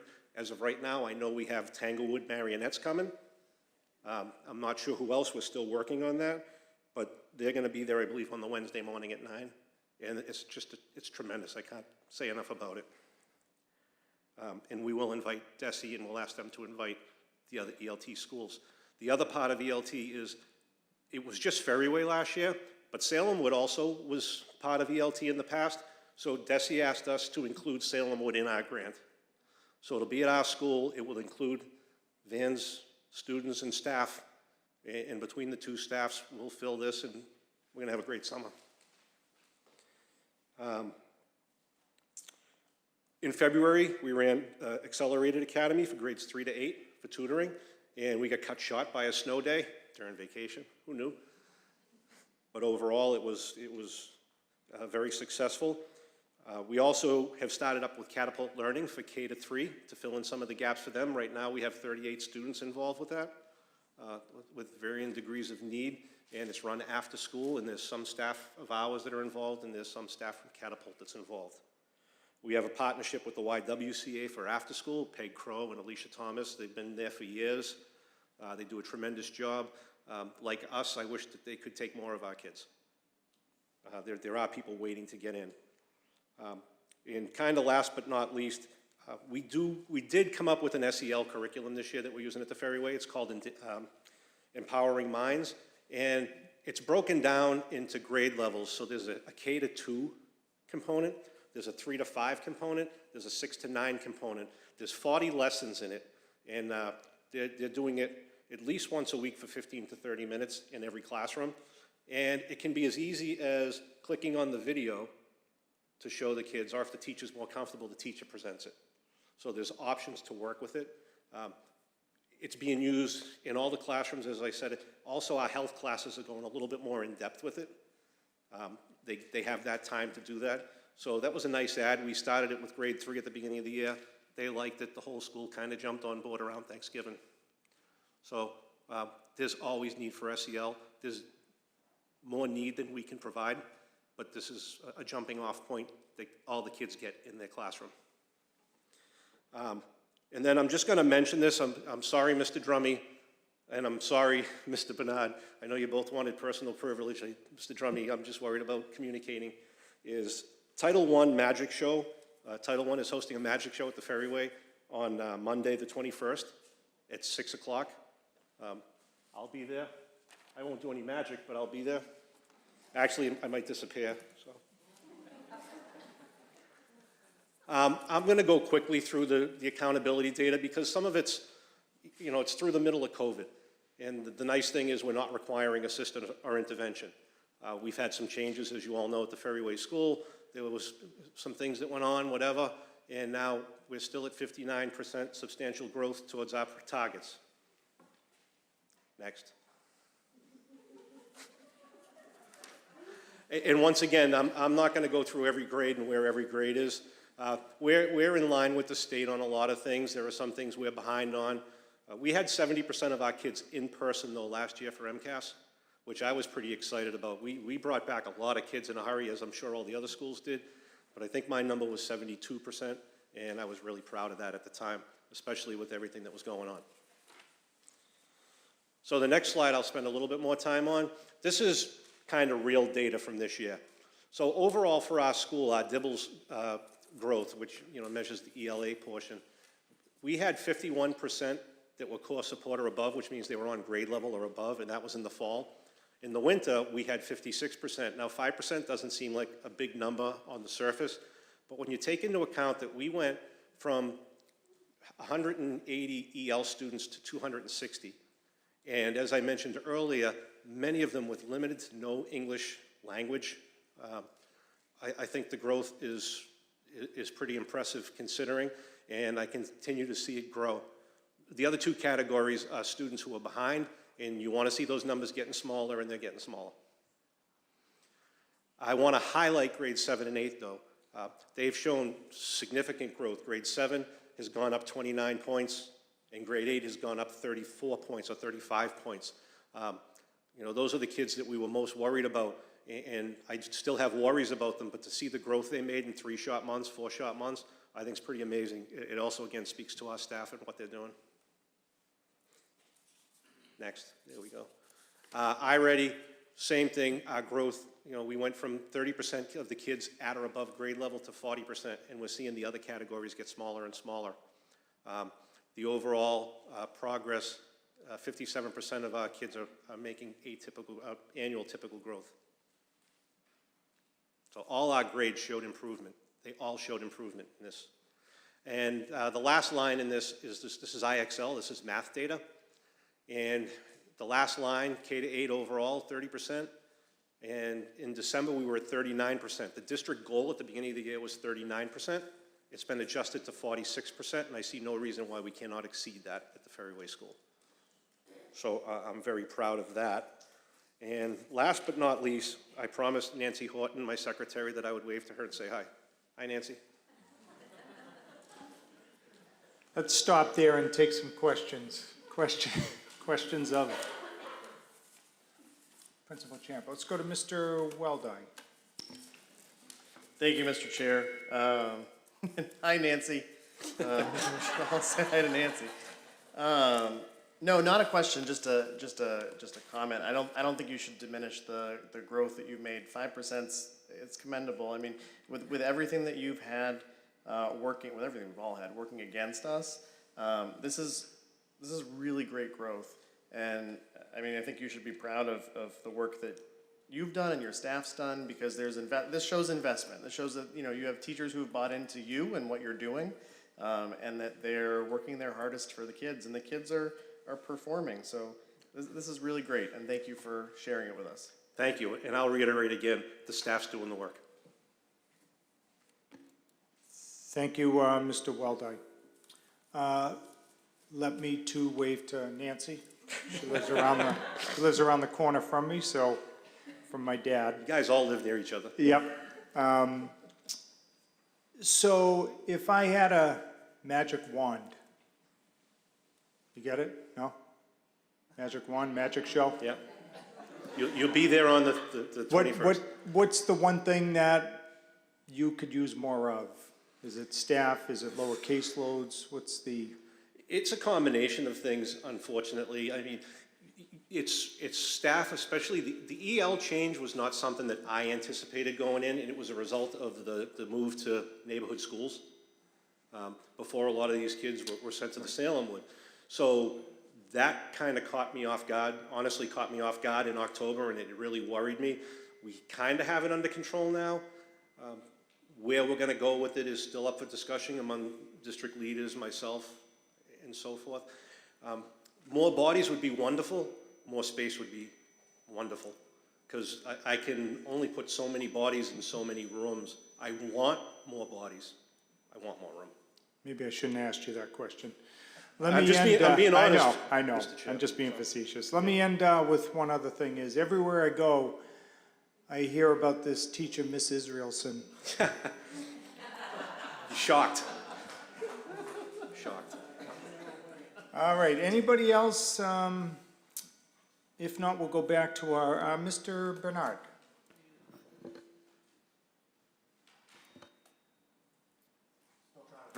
Sorry about that, still trying to figure out the button here.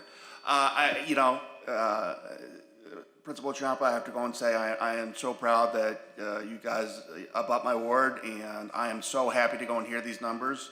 And I'll reiterate to you, we had a brief conversation after I gotten elected, and I want to go and just reiterate, is that anything that I can go and I can do for you to go in to increase the success of our students, let me know. And I absolutely have no umbrage of you going and taking away my personal privilege, because I think you earned that right to go and actually go and have your own personal privilege tonight. Thank you. And keep doing what you're doing, and let me know if there's anything I can do to help. And if I need to come down there with a couple of pieces of wood to go and build you an extra room, let me see what I can do. I would say come down and see the Title I Magic Show. Title I puts together some great stuff during the school year, and I'm happy and proud they want to come to the Ferryway. I will go and try to go and get some time to come down and promote that as well. So thank you so much. Thank you, Mr. Bernard. Any other questions? Thank you, Principal Champa. Thank you. Very well done. Now we'll go back to our superintendent. Thank you, Mr. Champa, and also Ms. O'Brien for being here, for your leadership too. I have to say that you are going to start hearing more of the outcomes that are happening all over schools, and it's thanks to the team that I have over there, amazing leadership teams in every single school, central office, and also the directors and teachers, of course. Amazing work, so thank you. And parents, once again, send your students to school on time. Thank you so much, and I'm glad that you're going to start going to schools and visit schools. Your support is really critical to us in our community. So thank you, and this concludes my report. Let's take some questions of our superintendent, Mr. Weldai. Really quickly, thank you, Mr. Chairman, and thank you, Superintendent. And I think the only thing I just wanted to note for the folks at home, because I know the slides will be up, is to thank you for the mask survey that you put out to the district. It was a really, really large amount of responses, which was great. But we also had all of that information from the superintendent ahead of time, which was helpful in sort of our thought process in determining where we were going to go. And I really appreciated at the chair's request too that you'd broken it down by subgroups so we could see this is what the parents were feeling, this is what the staff were feeling, this is what the students were feeling. So I very much appreciated that. And I too am looking forward to being able to get back into buildings. I noted, I didn't mention this to him at all, but I thought in the first week of March that this is the first week in something like 20 years that we haven't been to the Forestdale for Read Across America. So I'm looking forward to next year sort of getting back to those traditions and having everyone back in our buildings again. And I think it'll be a welcome change. So thank you, Superintendent. And thank you, Mr. Chairman. Does that include you dressing back up? I don't fit into the suit anymore. All right. I don't fit into that cat suit. All right, any other questions? Let's see, Ms. Spadafora. Thank you, Mr. Chair. I'll get you another costume because that's just the highlight for me. Just one quick question in regards to attendance, which I see, our growth in every school with the exception of the high school. And I think this comes up almost every single meeting now. And just to see that decrease from 88 down to 87, any indicator that you can share why we're seeing decreased attendance? Does this include dropout rates when it comes to our data? No, dropout, they're already deleted from our roster. There's students, but I have, this happening across the nation. And I know that the state is trying to put a waiver for chronic absenteeism as part of the accountability because it's a pattern that we see across the state. High school students, and it's actually typical in every single district that they are the ones that have sometimes the lowest attendance. So we will encourage students to please come to school. But I have to say that Mr. Mastrangelo and his team has been creating a tracker, a data tracker, and also putting all the efforts on making phone calls and outreaching to students. So we are hoping to see a lift in there. All our family liaisons are going to be deployed starting this Friday to make phone calls to families, especially for the students who had to take MCAS. As we know, that's the accountability where we don't do well because of the low performance students. So if students are not coming to school, they're not learning. But hopefully we will see within a month an increase in attendance. But it's a pattern, sadly, that we see across districts. Yes. Thank you. Thank you, Ms. Spadafora. Other questions from the members? Just one, I want to not ask, but just comment and reiterate what Mr. Weldai said about that survey data. That was very helpful to me.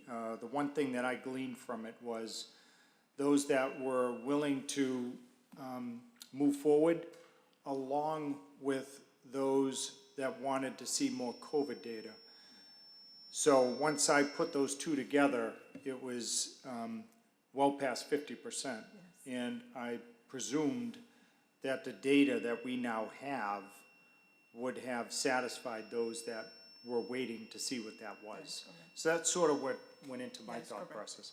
I must say another thing with our student representative here that, one of the reasons why I thought it was important to do that now is because I know how hard Crystal's classmates have been working on junior varieties, and that is being held this weekend, and it's Friday, March 11th at 7 p.m. in Jenkins Auditorium at Malden High School, and Saturday, March 12th at 5:30 p.m.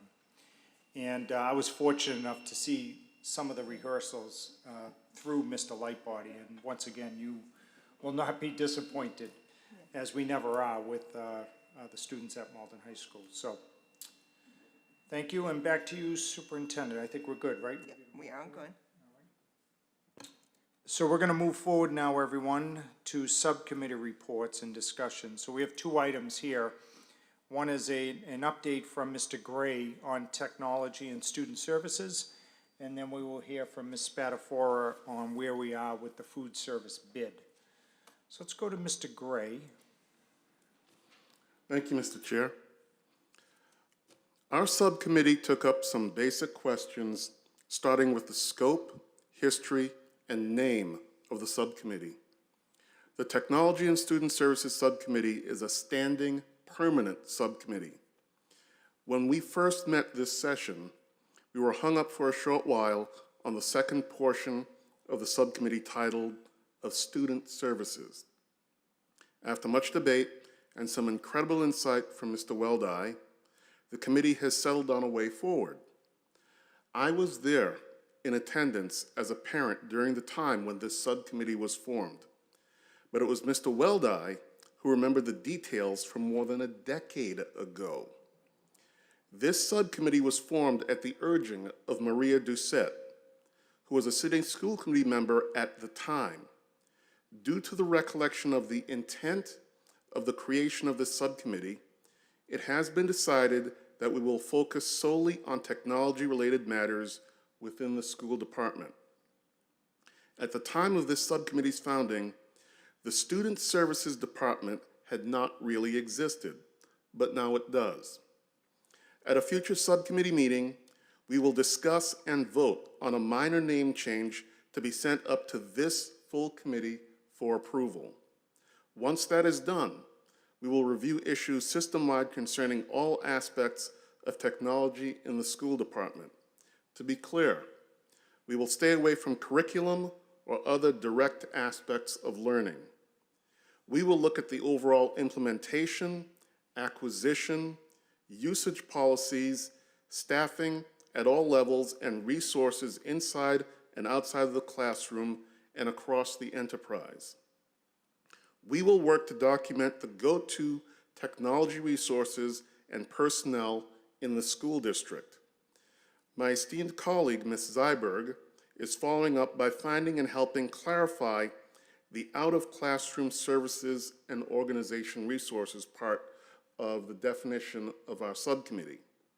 My esteemed colleague, Mr. Bernard, is following up by documenting the people portion of resources. Any item that we find that crosses lines of authority will be referred to other appropriate subcommittees, such as policy, for further review. We plan to have the documentation at the Massachusetts Association of School Committees updated to include this specific Malden subcommittee. All of this is a work in progress. Some items are being held up until we can schedule a formal vote. We hope to have further updates as the year progresses. If there are any questions, myself or other members of the subcommittee will be happy to answer them, especially if I've forgotten anything. I'm getting old. I think that could be one of the best subcommittee reports in the history of the school committee. Very well done. Any questions of, I don't think there are any, because he covered it all. Are there any questions of Mr. Gray? And you do at some point plan to have our Information Technology Director, Mr. Rodriguez, before the subcommittee, right? Okay. Oh, all right, can I please follow up? If possible, I'm not sure how to move forward, but I would like to have some sort of recognition for Maria Doucette for having had the foresight to help create this committee, because as we all know, technology is a major, substantial portion of literally everything we do in the school department and across the city. Very good. Thank you, Mr. Gray. And now we turn to my right, to your left, and I hate to say it, all eyes on Ms. Spadafora, who has, as Mr. Weldai said, really done some incredible work here with the food service bids. So let's hear from her. Thank you, Mr. Chair. Excuse me.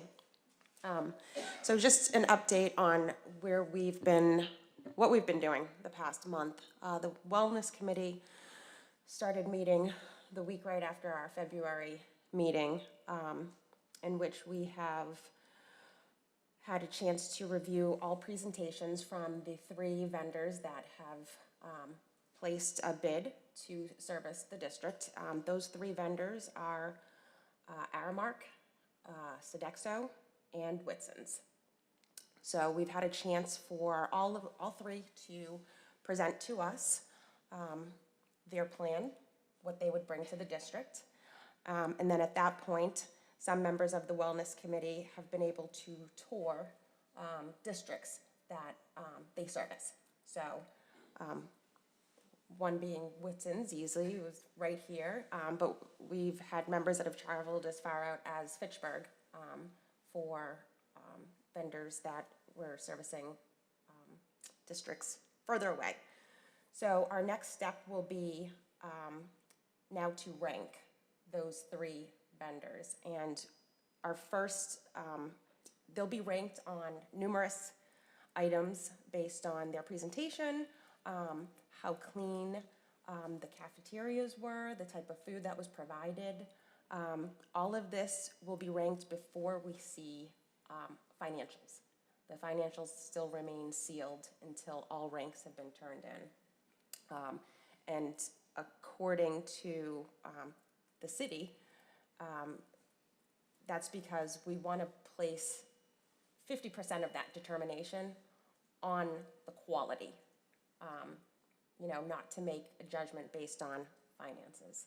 So our next meeting will be next week, in which we will compile all the data that we have. At that point, it'll get turned in, and then we'll be presented with the financials, in which we will then make a final decision, present to the school committee. So we are a little bit behind, unfortunately, because the school vacation week precluded us from being able to go into sites and tour.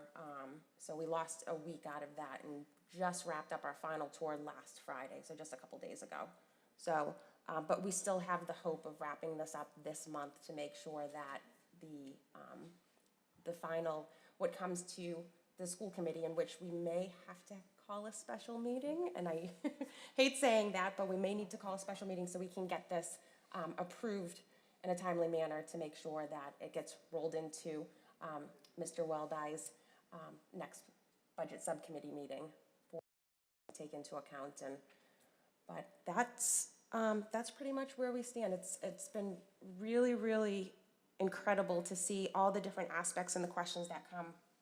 We have school nurses on the wellness committee that are asking questions in regards to allergies and making sure that it's being communicated from cafeteria to school nurses and vice versa, to guidance, to health and wellness, to our student who has been phenomenal, speaks up all of our presentations, make sure he got his information, to parents, and as well as the parents that are sending in emails on the outside that aren't on the committee, for us to be able to hear that, and for me to be able to hear, it's going to make our decision definitely easier to hear from the whole community. So, but that's where we stand, and hopefully the next time we're before the public at the April 4th, we'll have that final information to be able to move forward with whomever we choose.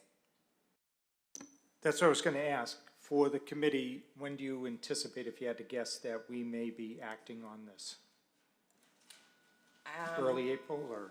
No, I think we'll end up calling a special meeting the end of March. End of March. Yeah, Okay. I don't want to say definitely, but I just would like to have it done before that April 4th meeting, because that only gives us, budgetarily wise, we're going to start getting into subcommittee meetings, and I think it just would be imperative to have that. But I also don't want to push it either, because I don't want that to be the main reason. I want people to be making decisions, their choices, not because it has to get done, but because we're choosing the right vendor to service the city. Okay, everyone, so keep an eye on the last week of March, okay, for a special meeting. We'll work with all of you to accommodate your schedules. Let me just ask from the chair, Ms. Spadafora, because I know some of Christel's classmates are satisfied with Whitson's at the high school. You do not see the district breaking this thing up. I think Ms. Mertz said there was not an economy of scale when you do that, right? No. So we're gonna be picking someone pre-K. Yep. Yeah, okay. Through 12, yeah, they're the whole shebang, so. Any other questions for Ms. Spadafora? Mr. Gray? Thank you, Mr. Chair. This isn't really so much a question as more of a comment, more in the abstract more than anything else. Just like the rest of you, I received the message in the detail at the BB school concerning the school lunch and the limitations and the issues and what's required. And after reading through that, it occurred to me, this is good, these are reasonable demands, but we don't know what the budget is, because it felt like some of these requests, they're healthier and better for the children, but seeing as what's happening in the world today with the economy and everything else, costs have to go up. That's what it seemed like to me. And I could only infer that the lack of response from the vendor was an attempt to save on costs. So however this is going to be handled through the budget subcommittee or whatever, I'm not on those committees. I just have a feeling that whichever vendor we go with to meet the needs of all the requirements for the schools, K through 12, we're probably going to see our costs go up. I just don't see any way around that. That's just more of a comment than anything else. Thank you. Thank you, Mr. Gray. Thank you, Ms. Spadafora. And did you have something, Mr. Weldai? Please. With the chair's permission, just under subcommittee reports, not a report, but I just wanted to publicly announce, and might be jinxing it now that we're talking about having a meeting at the end of March, but our budget subcommittee is planning our first meeting of the budget cycle for Monday, March 28th at 6 p.m. The superintendent and her entire team have been working on planning for next year's budget and going through the process of prioritizing, and we'd like to start the process and have our first meeting that Monday, March 28th, hopefully. I think tentatively we're going to plan to do it on Zoom to avoid this, all of whatever this was today. But yeah, so I think we'll take it as it comes. Very good. Thank you, Mr. Weldai. Any questions? Hearing none. Let's now see if there's any points of personal privilege. Anybody wishing to make an announcement? Mr. Gray. First of all, just a few minor items. First of all, I feel like I should sincerely apologize for the technology issues that occurred tonight. I just feel like it. I'm guilty. I feel it. Second of all, the Linden PTO will be presenting a multicultural night April 8th from 6 to 8 p.m. They're looking for any sort of donations or volunteer support, and it will be a good time. So please volunteer if you have the time. And my last item is we have a new Maplewood Square committee that's planning a festival in Maplewood Square May 21st this year. Everything's needed, volunteers, vendors from across all of Malden. We're going to try and attempt to make a presentation of Maplewood Square, and I believe we're going to probably organize something similar in other squares around the city. This will highlight more of our incredible neighborhoods in Malden. Thank you, and please volunteer and help out. Thank you, Mr. Gray. Anybody else? Anybody else? Ms. Spadafora. Thank you. I just wanted to let the BB community know that we have 2 openings on the BB PTO due to some resignation. So if you're interested in serving on the PTO, please reach out and contact. There's a BB PTO page, or I will actually share this information on my own page after this evening. And then just a point of personal privilege, because I am going to leave this meeting, and I want to say congratulations to my daughter who is getting married. So after we sign off tonight, I am going to be a mom of the bride on my way to Maryland. So I just want to wish her best wishes on the next chapter of her life. Fantastic. Anybody else? If not, once again, we have something over Medford High School. As we learned, where else but in the Malden Advocate on Friday, that our very own Charlie Conifrey was named the Massachusetts Athletic Director of the Year.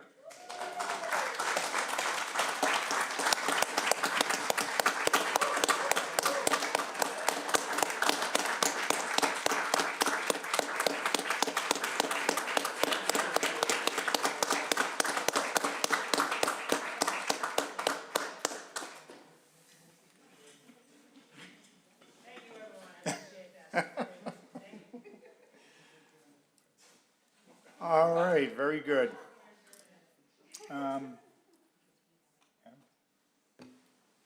Thank you, Mr. Chair. I assume at some point Charlie will be the Grand Marshal of a parade, so we get to honor him again. But however small it may feel, I want to thank the chair for indulging. I'd just like to make a motion to adjourn tonight in solidarity with and in honor of the people of Ukraine and all that they are going through right now that we cannot even fathom. So I'd like to make a motion to adjourn in honor and solidarity with them. Second, Mr. Bernard. All those in favor say aye. Aye. Anybody opposed? The ayes have it. The school committee is hereby adjourned. Thank you, Mr. Chair.